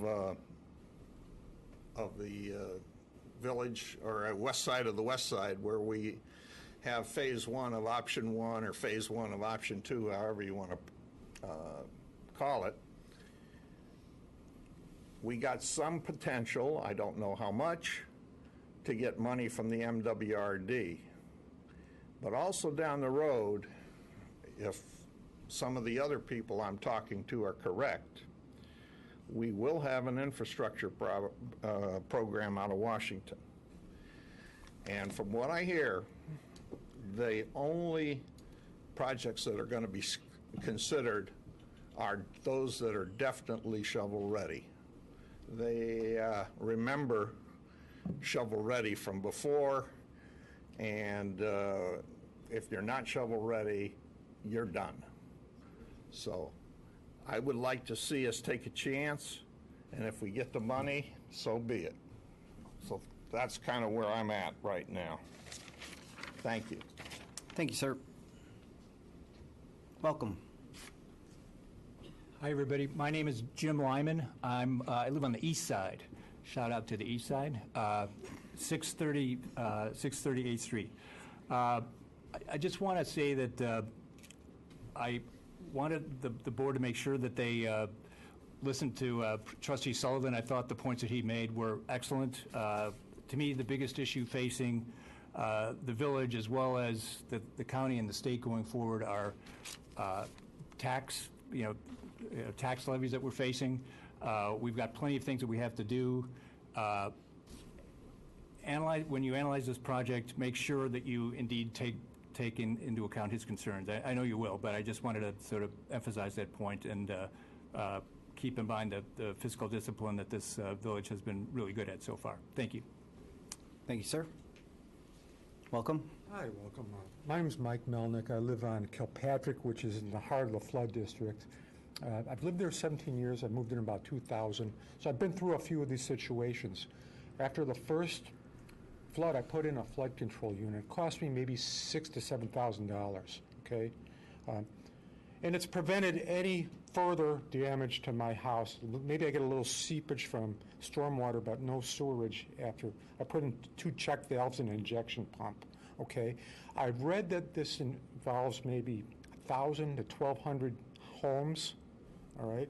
And so if you take $100 million roughly, okay, and divide that by 1,000 homes, you're looking at $100,000 per household that's affected by this. And that's a shocking number to me. It's a very expensive number. And Mr. Sullivan, I'm concerned also about the tax ramifications of making this affordable to the community. So I just hope in my heart of hearts that you all take that under consideration, because we don't want to drive good people out of this community. We want to make it affordable to young families with children. And if you keep raising the taxes, your houses aren't going to appreciate. We're going to make this more elitist a society, which none of us want. So that's my concern, and I appreciate your listening to me today. Thank you very much. Thank you, sir.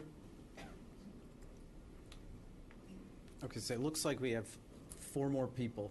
That's right. And then we'll be done with public comment. Welcome. Good evening. Chris Tucker, 420 Brookside. And I like the conveyance option 1.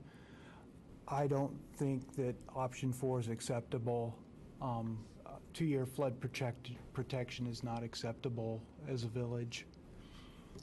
Thank you, sir. And thank you for your brevity. Welcome. Thank you. My name is Carl Hopman, and I live at 311 Driftwood Lane in Wilmette. I first want to thank you all for your hard work. I don't know how to position. I'll try and do that. It's good to be tall most days, sir. I wish I were as tall as you, so. Thank you, Mr. Belinsky, for keeping this discussion friendly with a good atmosphere. Thank you, Mr. Sullivan, for reminding everyone of the financial challenges coming our way, even without this project. I have already shared of some of my concerns in the Wilmette Beacon. I would like to highlight some here. First, this is a huge one-time project which I believe should be submitted to a referendum. You talked about satisfying the village's level of service expectation. I think it's very hard to know what the villagers want, and you have organized a major education campaign, so I wonder if there's any reason not to submit this to referendum and find out what people really want.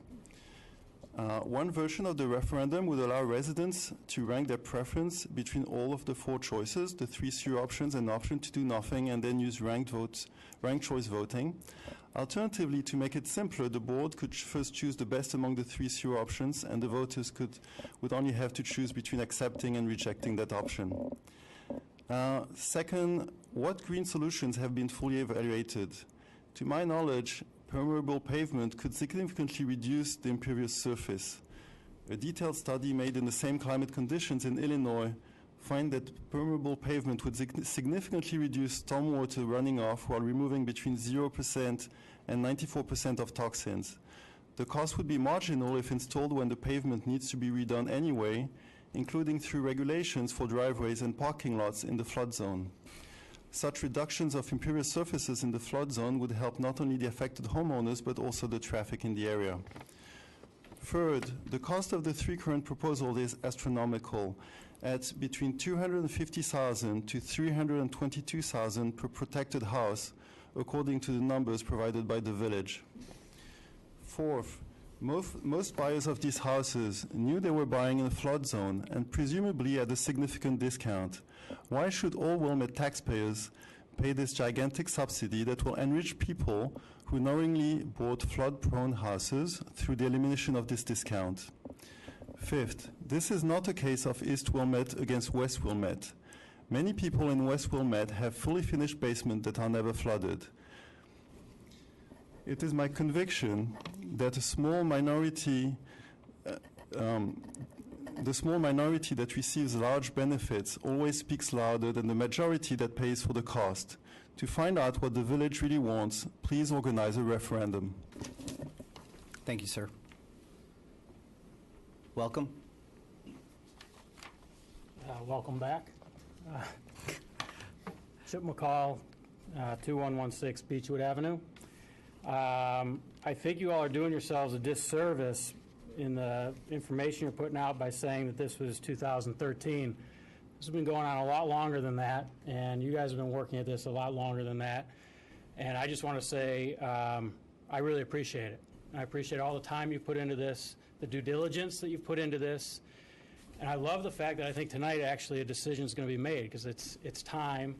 And I think you've gotten all the information. And Mr. Belinsky, you've answered, you said it before, you've answered all the questions. I don't think there's a question as to what the best solution is of what's put out here. The best solution would be a combination of 1 and 3. If money were no issue and time was no issue, right, you'd put 1 and 3 together, and that's the best solution for Wilmette. And it's not something that would be done in 2 weeks. Whatever we do is going to need to take time, right? So why not do this in stages, and why not, after 10 years of these discussions, do something that's going to have an impact in 2 years? And the storage option has an impact in half the time that number 1 has, but I'm not saying you do number 1 instead of number 3. I don't think it's an either or. And I think you're going to have a lot of learnings that come from the project. And we don't know what's going to happen to the blue areas, like you said, when we go to the community playfields versus Centennial. What impact does that have? Well, we'll find out, and you'll get more information. But I think this is an ongoing process where you can make a decision and implement a solution in stages that makes sense. But now's the time to act and do something where you make a difference for the residents of Wilmette. Now, that's why we elect you. We elect you to make these kinds of decisions. We don't elect you to say, let's have a referendum. We elect you to study this issue and know more than anybody else in our community about this issue, and then make a decision on it. So I'm glad that we're finally at that point tonight, and thank you for all the work that you've done. Thank you, sir. Hi, Bob. Brian Abbott, Wilmette Park District Commissioner, and as usual, I don't speak for the entire board. I'm only speaking for myself tonight. I don't really have an opinion, or, well, I have opinions, but I won't express one with regard to the options.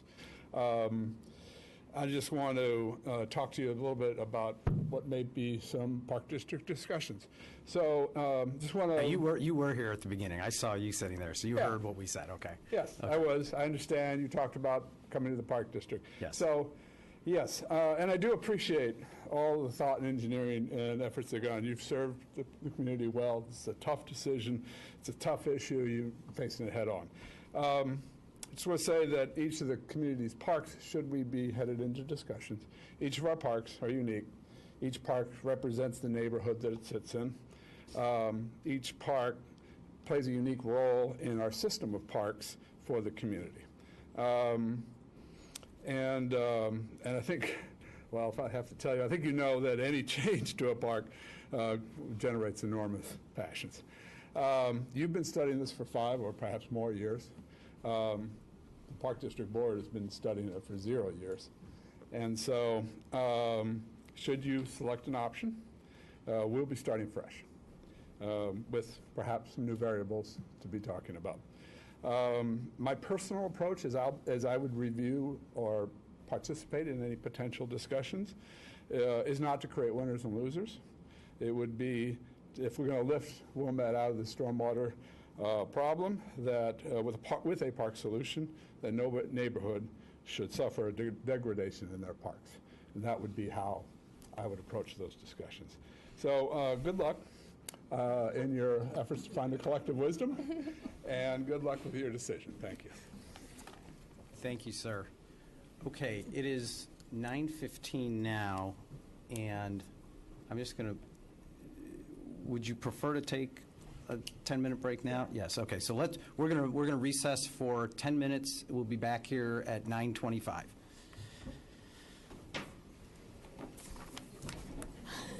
Other than stand back.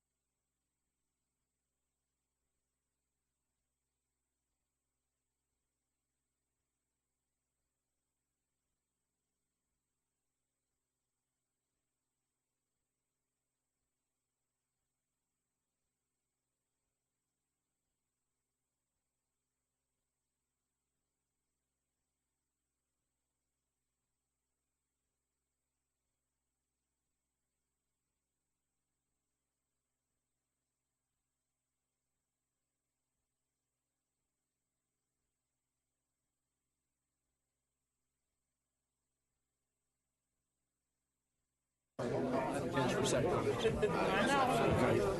Cool. Thank you. Joe, I may not go around the horn. I'll ask for volunteers. So Why not go around the horn? I'll ask for volunteers. I mean, order-wise. Everybody's going to get a chance, but I may not go boom, boom, boom, boom, boom. I'm going to ask people if they want to go. Exhausted. I don't know why. I didn't sleep.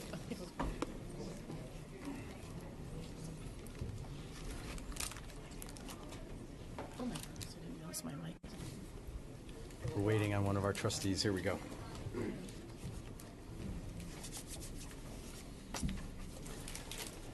Okay, so I'd like to move on to discussion among the board members.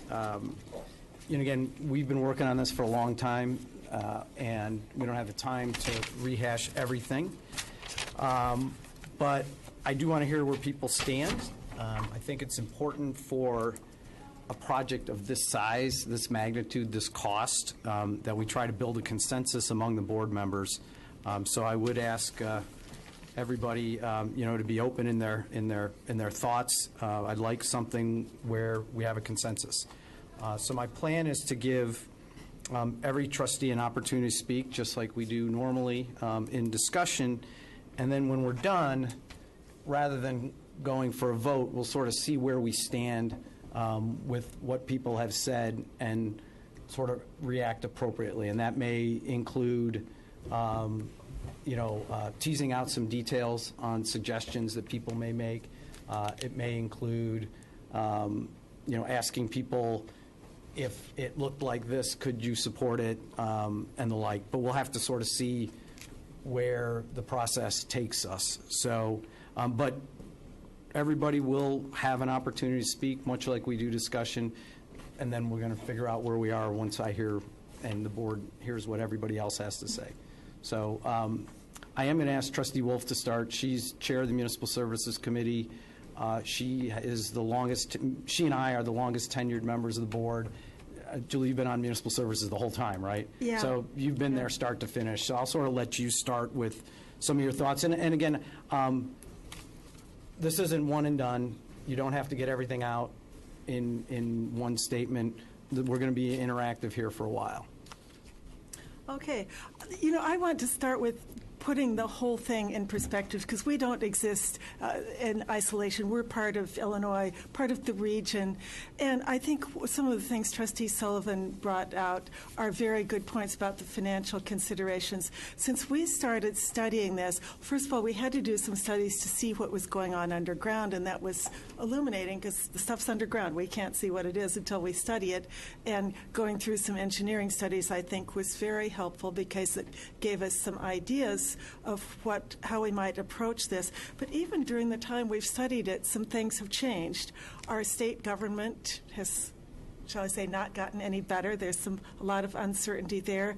There have been a couple regulatory things that affect us and that we're looking at down the road that are going to affect us that weren't on the horizon a couple years ago. And some other things have come to light. We did some studies of the water plant because we're taking on more water customers and just due diligence, and found out that some significant improvements were needed there. And that's come up in the last couple years that we weren't aware of before. So all that, I think, really puts a lot of financial pressure on the village. We want to continue to run it well. We want it to be not prohibitively expensive. So I think that does, impose some financial considerations, even, again, that have changed from when we started considering the project. So in light of that and the fact that I think with climate change, and it's not necessarily global warming, as you can tell by the kind of spring we're having now, it's just change, and more intense storms are part of it. I think we need to look down the road, and we're not going, whatever project we do, we're not going to do it and be done forever with stormwater. It's going to be with us a while. So I have come to support what I call option 3A, which is doing something, I think, sooner to, and please, people who are shaking your heads, just listen. We listen, so everyone, please continue to listen.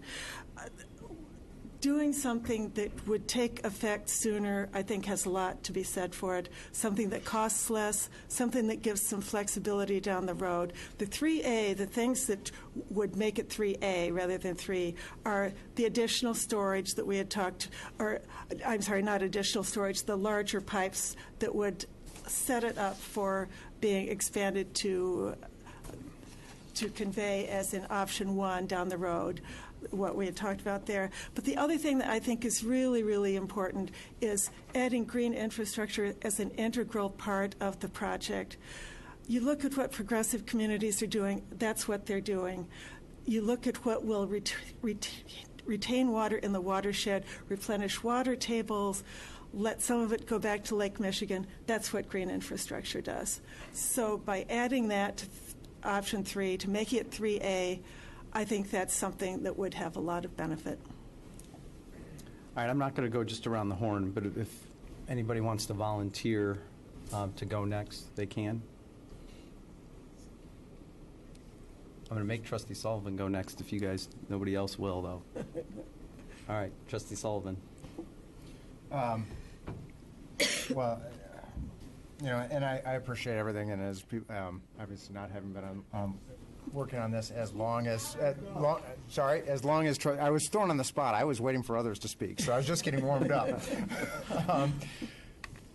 You know, having worked on this and had an opportunity, you know, I can say we've learned a lot more about sewers, and I appreciate the patience, and I know it's been frustrating for a lot of people as we've worked on this for the last 8 to 10 years. And hopefully, and I would echo what the last Mr. McCall, as far as saying, you know, at least we're here to make a decision. And I think there is, and I'm comfortable making that. Obviously, I made a point on the fiscal responsibility, which is a big concern for me, because I think the village, even when we started talking about this back in 2008 and 2010, we were in the beginning of what was the worst recession most of us have seen, and I think the village at that time was fiscally prudent, and we've done a good job building us back up to where we are today, where we are seeing appreciation in home ownership and not a reduction in services. In fact, I think everybody would agree that it's been the same, if not better, over the last 10 years, and still a reasonable, affordable place in Wilmette. And that is the last point, why I wanted to make the point on the fiscal is, last week we talked about affordable housing and we voted to approve something. Making Wilmette and keeping Wilmette a diverse, affordable community is critical to me. And I don't want to price us out of the community. I don't want us to be known as that exclusive and that unaffordable or unattainable. And, you know, so that's why I look at, you know, how can we get this done? I'm not saying that I'm not supportive of fixing the sewer problem or sewer issue and improving. And I fully agree that I want this to be the best and best solution. How do we get this done in 10 years? I can't run the numbers when I come to option 1 and say, are we going to better Wilmette for the long term? Are we going to put us in peril? I just don't have the right answer of how we can finance $100 million in 10 years on top of what we know is coming. Now, would I be supportive? And I didn't know anything about 3A of doing 3 right now. That's where I am, of saying, can we justify and manage $50 million of additional expense? And I think yes. And I think in supporting number 3 tonight is where I'll go, because it gives relief to people sooner in 3 different neighborhoods. But I would expand and say, you know, I would challenge us to come up with a comprehensive plan, strategic plan that will fix this sewer and spend option 1 and 3 over the next 30 to 40 years. And I think that's where we have to go and layer in $130 million worth of improvements, and it might be 150 in the future times, and it might be 200 million if we want to account for a 100-year storm. But hearing some of the comments and even seeing if we approve option 1, I heard a lot of concern that this is only a 10-year storm. That was a dated number. We didn't take enough green. I think that's where we have to form a committee and not just vote to do something tonight. And I'm supportive of doing something tonight and saying we can afford $50 million so we can start moving forward on option 3. That's where I would go. But also not end it there and form a group or a committee or something that this is going to be a continual project over many boards' lifetimes. And we have to continue to make these improvements. And I think when I look at the numbers, that is something that we could afford, recognizing that we're going to push some things back that we have in the plan. The easy thing to look at is, instead of us allocating additional $2 to $2.5 million for our roads in 6 years, we're going to push that back to 20 years. And that's just a quick idea of where I see that we can find $2 to $2.5 million to make this budget. So right now I'm on option 3, and would like to see us move forward with that. Anybody on this side? Or Trustee Plunkett? Trustee Plunkett, would you like to go? I can go too. Okay. I'm fine with you. Trustee Plunkett. I'll just go. As I'm sure all of you are aware, this is not an easy decision. And when you try to have conversations with somebody, you cannot have a short conversation about this. Sent to lean in sorry. there, right? You can't have a short conversation. You can't have a short email reply because everything needs to be explained and delve deeper. And so I am by no means an expert, but I sure have learned a lot about sewers over the last couple of years. I want to echo what Julie said. I am kind of like a 3A, a 3+. I know that number one is the best engineering solution, and that what makes it really tough because I know conveyance is a good system, and I know that conveyance is pretty much what the east side has. But compared to the cost of the east side conveyance sewer relief that was put in, this is more than double it. And so I think that if the east side was faced with this cost 20 years ago when they did their project, there would have been a lot of discussion. There would have been a lot of questioning as to whether that would have been affordable. But I see this as part of a comprehensive plan. We have spent on our sewer system since 1992, we have invested $89 million, $42.5 million on the west side and $46.2 million on the east side. I don't see that changing in the future. I think if we've made these investments in the past, we will continue to make these investments in the future. So I think that option 3 gives the most people the most relief in the shortest amount of time while we come up with a comprehensive plan. And I think that we should add those extra pipes so we can connect with an option 1 in the future. But what I really want to see as part of option 3, and we've had a ton of resident feedback about this, is green infrastructure as a part of this plan. And one idea would be even a feature to have a cost-sharing plan on private property. And there are a number of municipalities that have done this, and I think that we could add something like Oak Park is doing, like Glenview did, and have a cost-sharing plan on private property to put in a rain garden, to put in a bioswale. We also need to discuss green infrastructure on public property, and we've been having these discussions. So I would be in favor of an option 3 if we are supplementing this with green infrastructure and we make a commitment that we will be investing in our sewers for years and years to come. I'm going to go with Trustee Dodd just because she's leaning in. Trustee Kurzman. Okay, first I just want to thank everybody again for speaking tonight, all the residents as well as all the resident emails that we've gotten. Like Trustee Plunkett said, this is a really hard decision. And I've learned a lot about sewers as well. I think I've started dreaming about sewers. And, you know, I think that the one thing that Trustee Plunkett said, which I agree with, and many of the other trustees spoke to this, is this is the start of what I believe is a longer project. And we do need to continue to make, whatever solution we pick tonight, we will need to continue to invest in our sewers for a long time. We don't really know what in 20 years, 30 years, what's going to be a 10-year storm, which is why we're going to have to continue to make sure that we look at this as a broader, comprehensive plan. Many of you in the room, as well as for sure much of the staff knows, I have waffled for the last 2 weeks, probably longer, between option 1, phased over 15 to 20 years, and option 3, which can get done quicker. The reason why I've waffled is, and the reason why I don't believe we can do option 1 flat out. It's too expensive. Even the engineers have talked about that it has to be phased no matter what. Their estimate has been somewhere around 8 years or so. Option 1 is more expensive than our total annual budget, and Trustee Sullivan started to talk about that. And so we have to be stewards of our own money, which is why I believe if we wanted to go with option 1, it would have to be phased. My concern around phasing option 1 is all the other things that are uncertain to us.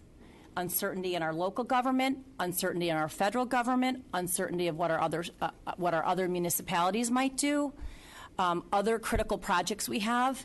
One resident spoke today, and it was something I'd struggled with, which I'd be concerned with a phase strategy that that we won't get relief to the residents soon enough. And our goal is to try to get some relief as quick as possible. I realize that that's not going to, that not everybody's going to be happy with that, and not everybody's actually going to be served with that. But we want to start somewhere. We need to start somewhere. And I believe option 3 gives us that capability. I agree with the other suggestions that are being made around we need to look at green infrastructure. We have lots of people in the community that are interested in that. We've had people come up and talk about we're continuing to get innovative solutions to that. And I also believe because this is a comprehensive plan, I do support that we put the larger sewers in that we can to allow us to expand. The reason why I'm leaning toward option 3 is I am concerned that residents in our community are concerned about how expensive it is to live here. And we have had other referendums that have reinforced that. The New Trier referendum didn't pass. The Park District referendum didn't pass. So we need to kind of understand how far people are willing to go. And we have to be cautious with that. And the analogy I've made in a previous meeting that I will make again tonight is I believe this is like when you purchase a home. Of course you want to do everything, but you can't. We don't, and we could all argue, my husband and I would argue about what we can and cannot do. But you start and you expand. And even when you buy a home, you have a long-term plan. And that's what I believe we need to do. That's not to say, and I want to be careful here, it's not to say that the engineer and the staff haven't continued to have long-term plans around improvements. It's just that I think we realize that we have a lot of work to do in front of our sewers. I am concerned with option 3, with the areas that we're leaving behind. It's why I was asking some of the questions to our engineers today. And so I just want to make sure if we decide to go with 3, in this next engineering study, we really look to see what we could do to expand that. Because I do believe stormwater, flooding and stormwater, we have to have core services across all of our residents. I do believe that in the long run. And it's just a matter of how quickly we can get there. And so if we can't get there with with whatever solution, then I want people to know that this is important and we need to continue to look at helping those other residents. Because consistency of core services is important. I have a couple other things I just want to say. I want to address just the referendum question, just because it's come up, if that's okay. You can address whatever you like to address. I recognize that a couple residents have spoke tonight regarding a referendum, and I just want to say I'm not in favor of that. We are one community. We are not a bunch of neighborhoods. We have not put other capital projects in front of us for a referendum, and I'd be concerned with the pattern that would set. In general, capital improvement projects are very large and they're very expensive to the community. And so for that reason, they often are isolated to a given area. But over time, they affect everybody. And I think we just showed that a little bit with saying that we spent $89 million over the past 20 years. I might have the number wrong. And so if we went to a referendum every time we had a $20 million or $30 million project, I would be concerned with not whether it would pass or fail, but whether we're trying to sell one area over another. And that's just not the community that I believe we want to live in. I believe we all want to have the same, we all, again, deserve and should have the same core services. Trustee Kurzman. Yeah, thank you. And thank you, everyone, for coming out tonight, and for those watching on Channel 6. And thank you to my colleagues. I've been looking at this from a policy perspective, in part based on my professional experience being in the legislative and regulatory process, setting public policy for over 15 years. And one of the things that I've come to learn over my career is that to back into a decision based on cost rarely has a good outcome, especially if it's not based on sound public policy or broad public support. Village staff established 10-year flood protection as a standard level of service. I think we all view that as a modest goal. Nearby municipalities aimed higher, but we thought it was in our reach. I want to turn to sentiment that has been shared by our predecessors serving on the village board, that this village was to focus on core essential services that no other unit of government could provide. And what I want to point out is that we are on the precipice of going beyond that edict. From a policy perspective, it doesn't make sense to me to compare expenditures in the two very distinct sewer systems. Two sets of pipes, twice as much pipe going to 3 locations versus one set of pipe going to 1 location. The separated sewer system is an environmentally appropriate system. West Wilmette sanitary matter never finds its way into Lake Michigan.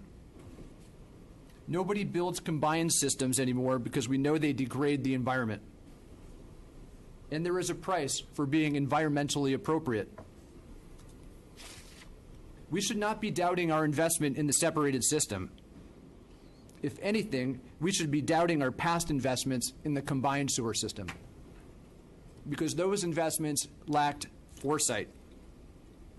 I want to share my specific concerns about option 3. Option 3 takes a natural resource and makes it into an unnatural resource. This will limit us in the future. This will limit our aspirations that we've heard about with green infrastructure. Not taking care of our natural resources is how we got to where we are today. When talking with people who object to investing in the separated sewer system, when you really peel back the layers of the onion, what I find is that people are expressing disappointment with past leadership. I was reminded of something that I heard John F. Kennedy to have said. He said, "Things don't just happen, they are made to happen." And so when I look to the past, the further back we go in the governance of our village, maybe you could understand that you didn't know climate change was coming. Maybe you didn't know how ferocious it would be and how quick it would be upon us. But maybe there should have been more thought about, if you're going to build above ground, then perhaps you should build below ground as well to accommodate with the infrastructure. More recently, village boards have stared the bull in the face, held up the red cape, and shouted "Olay" as the bull ran by. And so, for as annoying as some people might find me to be this persistent, I have tried to grab the bull by the horns, and I appreciate the efforts of my colleagues to do so too tonight, even if I do not stand in agreement. I want to turn to some social dimensions to the issue that I'd like to speak to.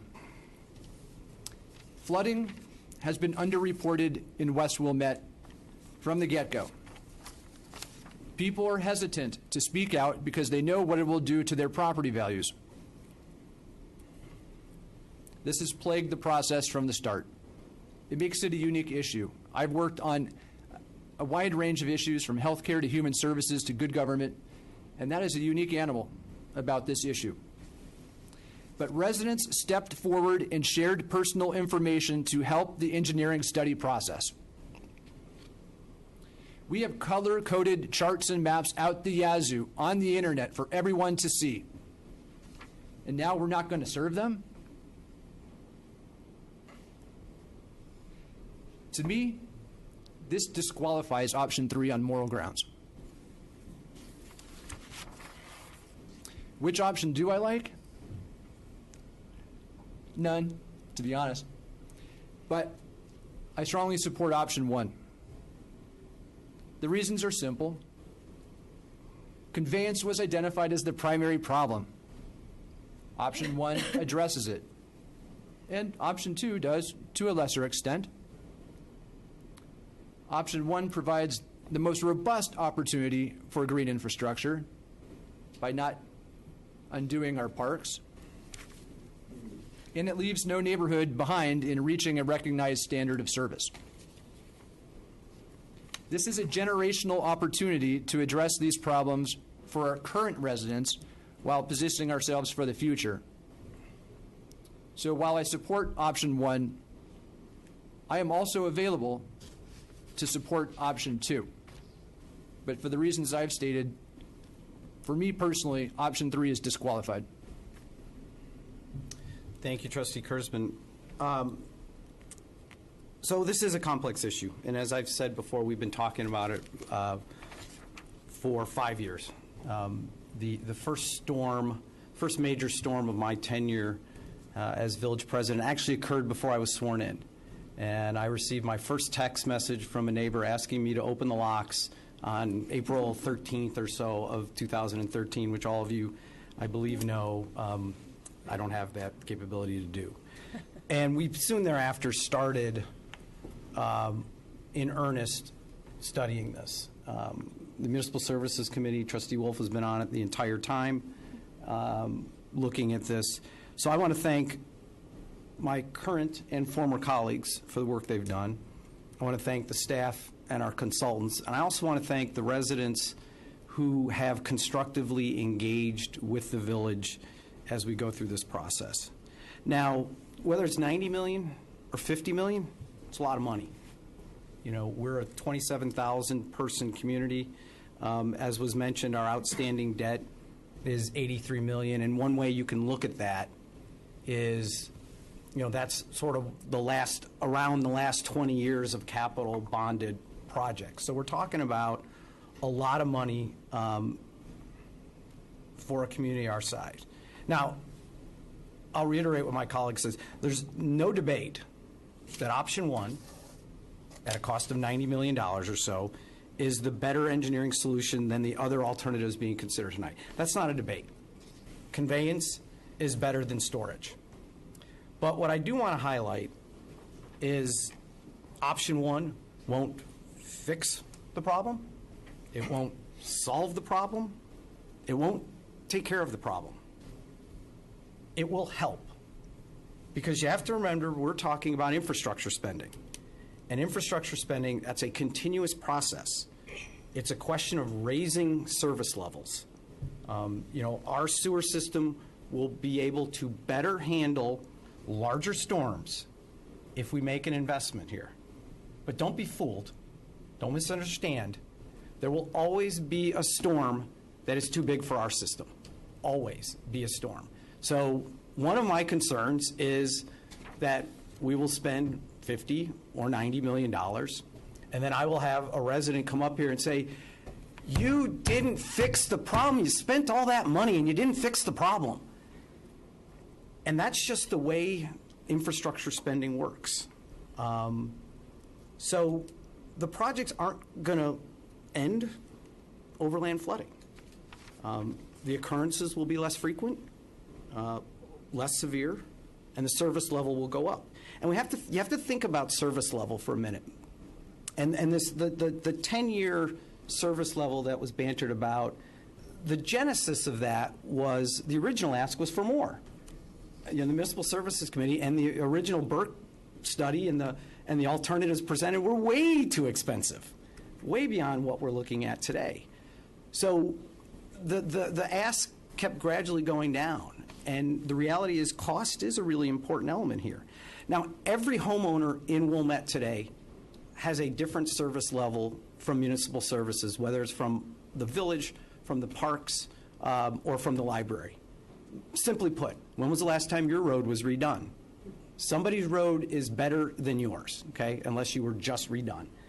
Somebody's road is worse than yours, too, probably, unless you're at the bottom of the list, and hopefully that means it's going to get fixed this summer.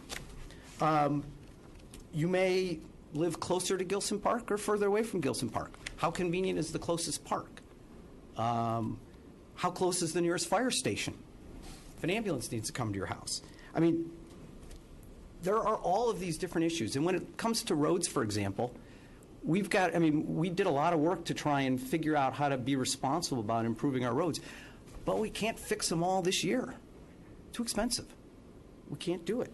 And you don't want to, on roads, sewer's an exception, but on roads you don't want to issue bonds to fix it because roads don't last as long as your bonds, and that's not prudent fiscal policy. But you continually make investments. You continually improve your service levels. And that's what we're talking about here tonight. So let me back up to the projects. You know, in my mind, $90 million, it's not a project, it's a program. You know, for a community our size, when you think about spending that much money, you need to be thinking about over 20 years or over 25 years. But I don't think that kind of approach, a 20-year approach, addresses the issues that we currently face. I don't think it's responsive, which is why I favor what I'm calling option 3 plus. Okay, Julie has option 3A. So when you really boil down, what is option 3? Option 3 is a series of $15 to $20 million neighborhood storage projects. That is absolutely consistent with the scope and the expense of the West Park Sanitary Sewer Project. When I say plus, what does that mean? I favor option 3, which keeps future stormwater improvements on the table. You know, so we, as much as possible, we can plug and play this. And that means, if that means a little bit more cost for a potential future conveyance project, we need to do that. Because the one thing that we all can be certain of today, the one thing we can all be certain of today is we do not know what the future holds. And we may find that this project is woefully undersized and say, hey, we really do need to, remember we talked about option 1, option 3, we really do need to consider that today. I think the suggestion of green infrastructure being part of the design project and a program, and I would encourage, I think the staff should make that a priority to bring to municipal services some ideas before the budget process so that we can make that kind of investment. And I also believe that this is not the end of the investment. This is the beginning. And so I do want to say that I can't commit what a village board is going to do 6 years from now, but I do think what we can do is set a plan and set an approach. And you put, if you put option 3 in place, and then you evaluate the performance of the system during a storm event, you know, I think we should ask the consultants to come back and redo their model, adjust their model, refine their model, and see where there are issues remaining and how we can approach them, because that's something we can do. This isn't option 3 or option 1, end of story, no more investment. I do think this process has brought to the forefront for the community as a whole the issues that people face in certain neighborhoods of the village. And I thought it was important that we broadly disseminate that, because quite frankly, if it doesn't flood in front of your house, you probably have no idea what it's like on Valley View or on Kilpatrick or on Meadow or on Beechwood. Why would you? Why would you have any idea if you don't live in those spots what it's like, unless you have a friend that lives there? I know what it's like. I used to drive around when we'd have rainstorms, and check it out, because I wanted to see it firsthand, because it's one thing to see a number on the page. It's another thing to see it, for yourself in person. So, look, option 3 is a fiscally responsible approach.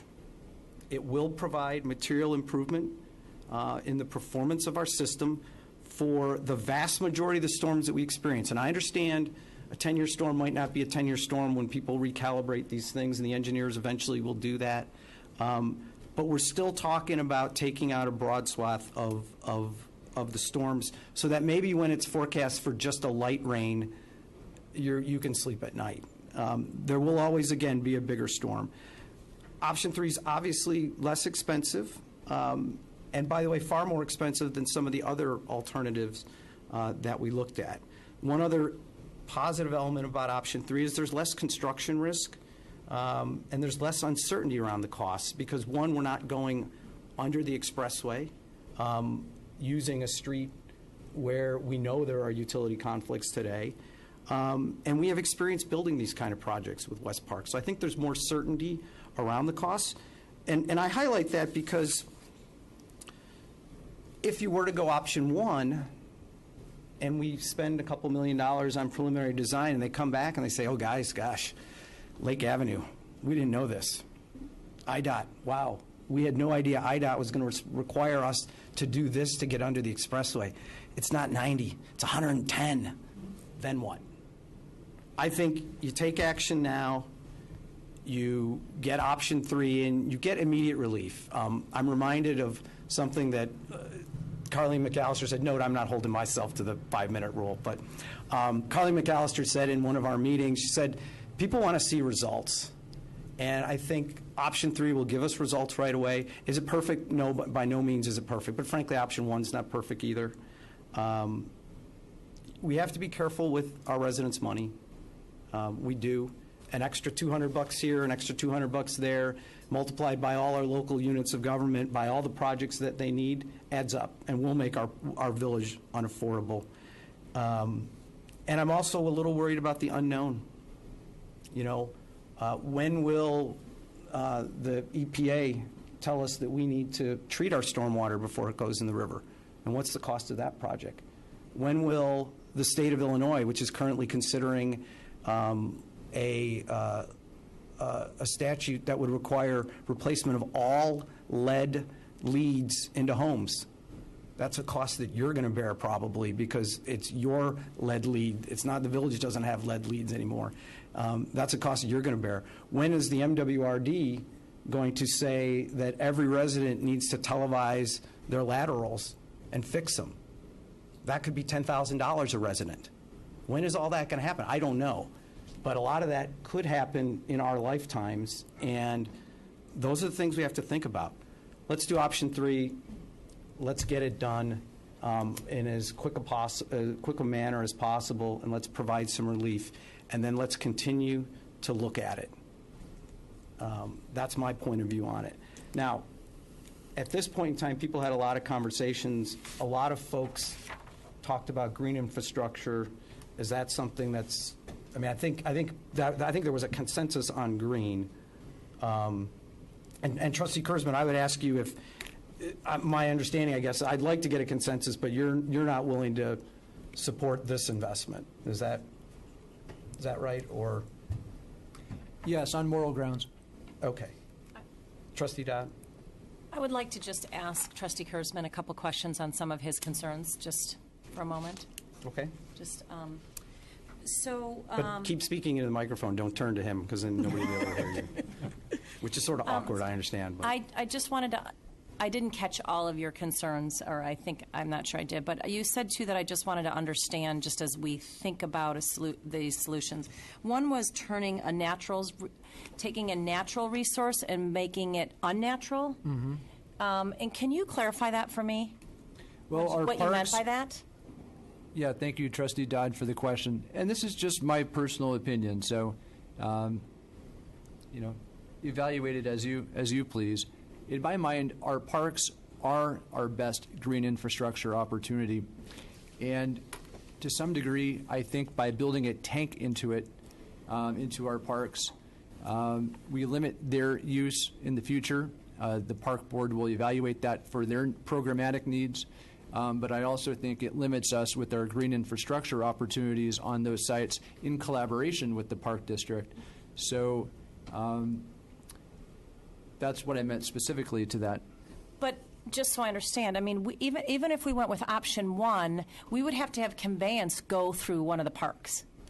So that's the same thing. Yeah, well, my understanding is if we focused on conveyance, we would still have parks available to us for ground storage without building tanks. So there are opportunities to utilize the parks above and beyond that are of minimal cost and don't require building a tank. I guess I wanted to make a point, though, that building is part of how we've come to this point. We have a three-legged stool of climate change, development practices, and, finance. Surely has to be a leg on the stool, too. But I wanted to draw a bigger point with that, and I've made that consistently, probably to the annoyance of my colleagues. But I've wanted to make that point clear. Okay. So I agree. So one of the things that I think why I'd be so in favor of adding green infrastructure to this particular project is to address that a little bit about, I think we do need to encourage our residents to understand the value of impervious surface and really start to be thinking about that. And who knows, maybe longer term we'll have to address even some of the zoning issues that we have related to that, but that's much longer term. But I think, Trustee Kurzman, I hear you. I hear your concern around the development. There's nothing we can do with the current development. What's done is done in terms of what's been built in this community, but I hear your concern about looking at it broader. So Avoca Center is coming, so just have that in mind. So then the second thing I just didn't understand is you raised some concern around disappointment in what I thought was what we did in terms of the what was done on the east side. Maybe I didn't understand that, but disappointment in investment from. Yeah, combined sewer systems are a relic. Putting your sanitary matter with your rainfall, and on occasion, when the MWRD is hard-pressed, perhaps less so now that McCook is online, but that is discharged into the lake. Municipalities are recognizing that that is not the way to handle your sewerage. So the point I wish to make is that with foresight, investments could have been made for more environmentally productive purposes. And I would like to tout that as a value of the separated sewer system, that it is environmentally appropriate and worthy of investment. I guess that's the key point that I was trying to make. I think I would just say we'd have to be careful of that, because then that would be, if we didn't want to make investment, if we needed to do something, then it would be tearing up, that would be a significant cost if we really had to go forward to tear up the combined sewers and create separate. And who knows, maybe at some point we are going to be forced to do that. That's another big uncertainty in terms of our long-term strategy. And I think what President Belinsky said was really appropriate, which is there's not a whole lot we know for certain, but one thing we know for certain is we will be continuing to talk and invest about stormwater and sewers for a very, very long time. It is continuous. It is a continuous process. There's no question. Okay. Is there anything else that anybody would like to add to their comments? Any additional You know, comments? I just wanted to kind of build on what Trustee Plunkett was saying about the cost sharing on private property. I've actually done a little research into this. There are several communities that have implemented this, and they've used the resources of the Center for Neighborhood Technology, CNT. It's I don't know if it's an NGO or a 501c3, but it's in the city, and they have a program called Rain Ready that provides resources to communities. They're eager to partner with communities, and what they did in Oak Park, which I think might very well work here, is they had a program where they provided resources to consult with homeowners, develop plans for what they could do on their site to keep the water on site, rain gardens, rain barrels, whatever that keeps the water on site, and help them find a qualified contractor to install it and follow up afterwards. So I would actually like to, if other people are in agreement, ask the staff to get in touch with CNT, see how we might be able to work with them. That makes a lot of sense to me, Trustee Wolf. And just to add to that, I think this is something that could be in the entire village. I mean, maybe we implement this as part of a stormwater program in West Wilmette, but certainly I think this is something that the entire village should and could take advantage of. And especially when we're talking about option number 3, if there are pockets that are not served, we should look and see if we can serve those pockets with green infrastructure. At least we can help those pockets with green infrastructure. Yeah, or a relief sewer. How much would a relief sewer cost? How much would it benefit? And we'll have to see how everything works out. So, agreed completely, Trustee Plunkett. Thank you. All right. So, as I understand, I think we have a consensus around the neighborhood storage project, including green infrastructure alternatives, and also sort of committing to a continuous, some sort of continuing study. I mean, is that something? Can we add? I mean, what's the best way to we can add it to the CIP, or is it just part of this project? I mean, is there something we can do tangibly to sort of memorialize the fact that we want to keep? We want to have a sort of study in the future again, or an update to the study or the like. You mean after, let's say, once you complete construction, then further analysis of its performance? And right. We could build that into the CIP. What we would do is come up with a approximate completion date roughly for this project, and then in however many years the board is comfortable afterwards, maybe you would give it a year or 2 or 3 to see what storm performance is once it's online, and then that would be the time that we would have programmed into the CIP funds for this phase 2, if you will, for what phase 2 supplemental work you might feel necessary to do. Does that make sense to folks? Yes, I guess. Sorry. Go ahead. I'm sort of confused on. I know we're going to take a vote ultimately, and when we talk about that, when we talk about this building it into the CIP, but my concern is, and Trustee Kurzman said it, is we've got all this work and all this research, and if we're going to vote and whatever comes out tonight, I don't want it to go into a dust drawer and gather five years worth of dust. I think I would challenge, whether it's on staff, whether it's a combination of staff and board, another committee, that we vote whatever we're going to vote, start something, but also continue to take the work and say, how do we continue to build this and make those improvements that you talked about, whether it's not going to be perfect, but not something that we just put it away for 5 years and then dust it off and say, okay, now let's revisit it. I think this needs to be a continual discussion. We owe it to the neighbors if we're going to, as you said in your, which you were right, it's a process or procedure, a program. This is a program that we got to continue. So maybe I'm I think confused there's on kind of two. I guess I'm sorry if I was maybe I'm unclear. missing There's 3A and 3+. No, I think, there there's kind of two elements. Right, there's two elements to this. The first is as the continuous examination that you're discussing is going to be part of this project. As President Belinsky noted, if you do option 3, it's really 3 West Park scale in terms of cost projects. as you're doing each of them, you're going to be continuously reviewing our options with the engineers that we have. I think what President Belinsky was referring to is once the projects are in place and operating, we would also continuously be gathering data about their performance, and then there should be some planned re-examination time of, now that we see some experience with how they're working,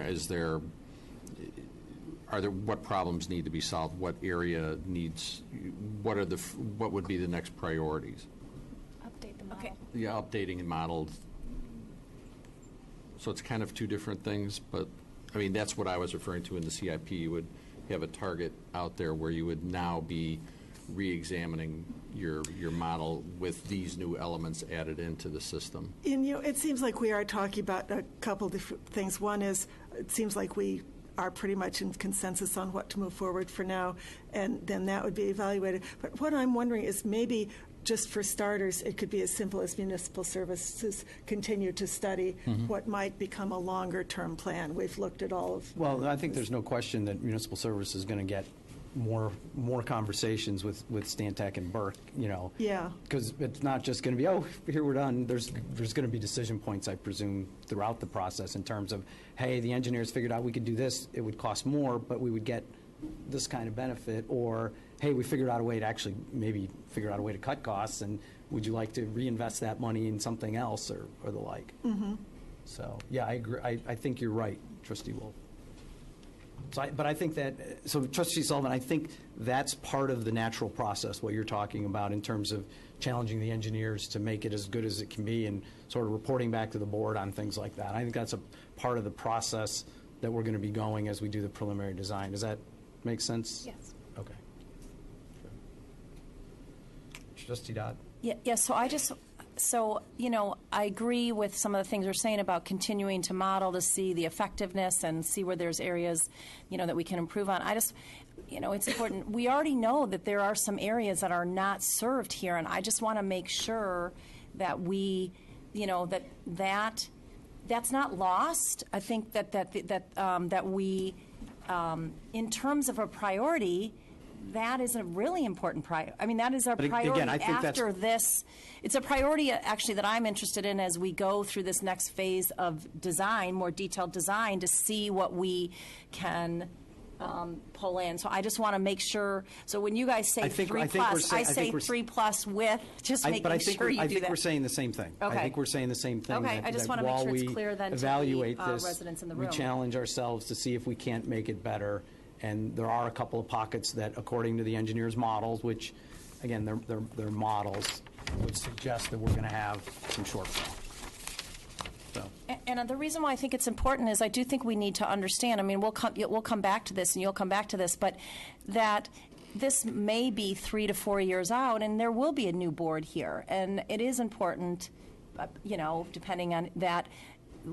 That board recognizes the importance of making sure we address these other areas. Well, I think it's twofold. I think that while this board is still seated, there's going to be work that's been done.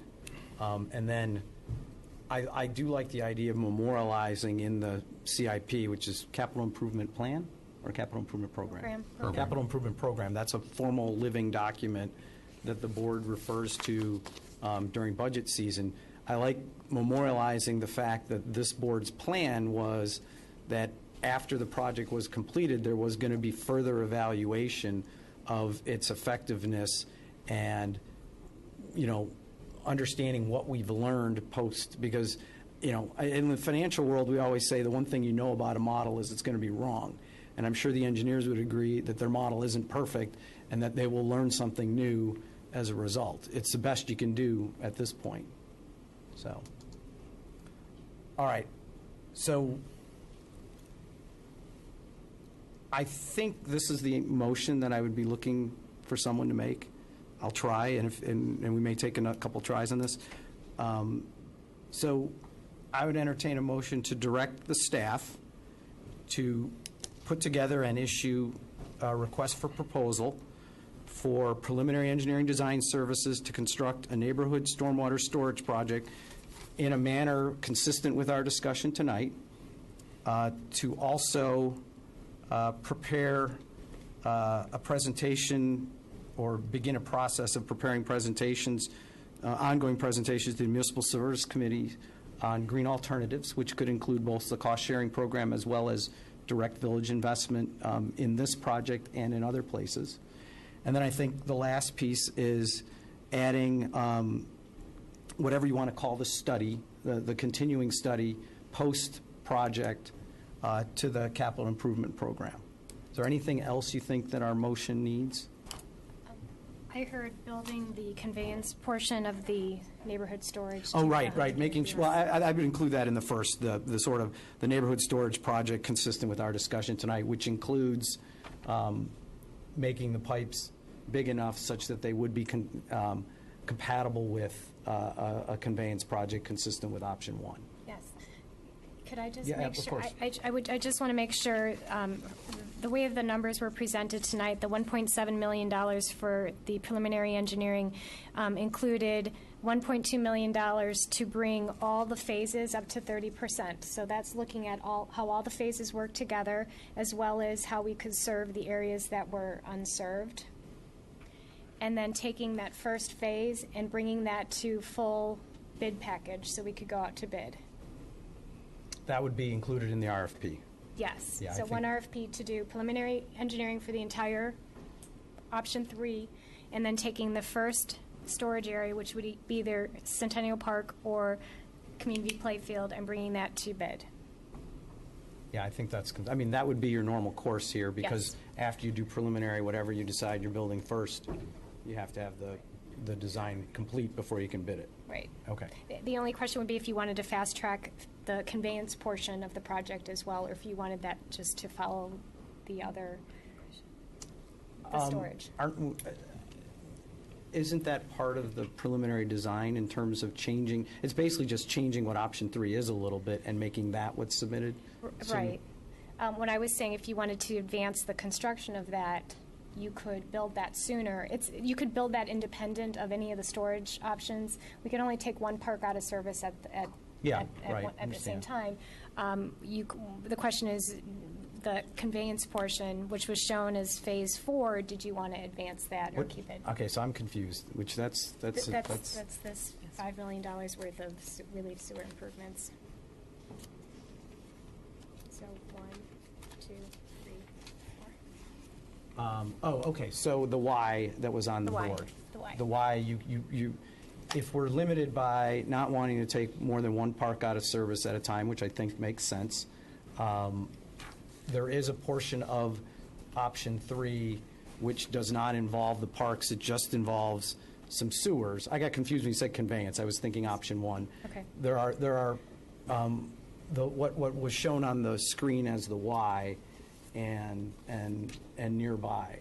So what's your question? Do we want to include that in the design? In the first package, we're planning to go out for bid, or is that coming later down the road? And we can easily start with Community Playfield or Centennial Park and then build that in later. If I understand what you're saying, that's $1.7 million to put this out, and then $15 million for one park, and then you're saying, should we also do the 5.3 for the conveyance? So Correct. 20.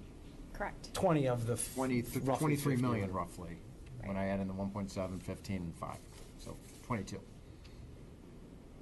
I think I heard I think what she's trying to say is, when we looked at neighborhood storage and it was phased, there was 4 phases: Centennial, Hibbard, Kenilworth Gardens, and then there was the conveyance. That's the 4th phase. Right. And I think what we've talked about is the 4th phase, which is conveyance, Which is independent. this.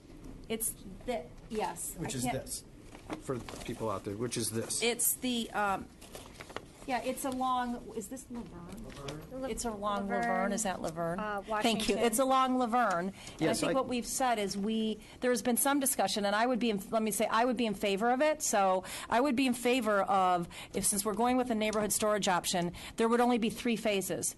Phase 1 and 4, or whatever numbers Yeah, we I do. agree. I 1 agree. and 4, so that we can get to Laverne, and then there will be 1, 2, and 3 phases. The first phase, whichever storage option that is, would also include the conveyance along Laverne, the Y. I think that's what Ms. Berger's asking. Are we okay with that? Yeah, I do have a question. On that map, there is additional conveyance shown around Lake and north of Lake. Is that included in? That's in that phase. That's in that same phase, That would be even though it's in a advanced. different location. Yes. Okay. Yes. All right, so are we good with that in terms of Yes. clarity? All right, so, and that will be all part of the consistent with our discussion tonight in the motion, okay? Correct. All right, so, Is there an idea on timing and all of this? I mean, I know we're going to make the motion. no, but we said by the end of the summer, right? You'd hope to have Right. the bids The in? agreement, well, the engineering services agreement in front of the board for approval. And then you were looking at potentially construction fall of 2019? I think the big contingency there is the Park District and Yeah. how those Right, we obviously negotiations have go. to And engage there. just to be clear, this is the point where now we have our marching orders where we can finally engage with the Park District, and that will be a very complex process, and they have very important concerns that have to be addressed, and depending on where you're going to be in Centennial, we will probably have to engage D39 too, in order to gain access to it without having to go through somebody's house or their side yard or something. So where you're going to run a pipe, you mean? I'm not sure how long that process will take, but needless to say, the district certainly is going to want to make sure that their facility meets all the needs, doesn't change the fundamental character of the neighborhoods, and that we leave it better than we found it. That's both districts? Both Yes, the school and the district school and the Park district as well. Yeah, okay. All right, so let me go back to the motion. I would entertain a motion to direct village staff to issue a request for proposal for preliminary engineering design services to construct a neighborhood stormwater storage project in a manner consistent with our discussion tonight, to begin presentations of green alternatives to the Municipal Services Committee, including both direct investment by the board as part of this project and outside of this project, and potential cost-sharing program for green infrastructure on private property, and to add a study to the capital improvement program, which would memorialize our point of view that post-construction here, there's certainly more modeling and study to do to further identify work that could be done. So moved. Is there a second? Second. Okay, it's been moved and seconded. Would the clerk please call the roll on the motion? Trustee Wolf. Aye. Trustee Sullivan. Aye. Trustee Plunkett. Aye. Trustee Dodd. Aye. Trustee Kurzman. No. President Belinsky. Aye. Motion carries. The staff has been so directed. We'll move on to item 3 on the agenda. Item 3 tonight is public comment. During public comment, we ask if there's any member of the audience who would like to address the board on an item which is not on the agenda. Are there any items not on the agenda that people would like to discuss? Okay, moving on. Item 4 is, it's not on the agenda, ma'am. Okay. But it's relevant. Given that the state of Illinois has had some consideration of eliminating landlines, Could you state your name again? I'm sorry. given that the state of Illinois has been considering the elimination of AT&T of landlines, and given that there are areas of West Wilmette and other parts of the village that will have difficulty getting basic services during emergencies, I would make a request that you consider putting in police call boxes so that we can get emergency services when our electricity goes out, our phones cannot be charged, and we need emergency services. Thank you. Thank you, ma'am. Item 4 is other business. Is there any other business to discuss? Okay. Item 5 is adjournment. May I have a motion to adjourn? So moved. Is there a second? Second. Okay, all those in favor say aye. Aye. Aye. Are there any opposed?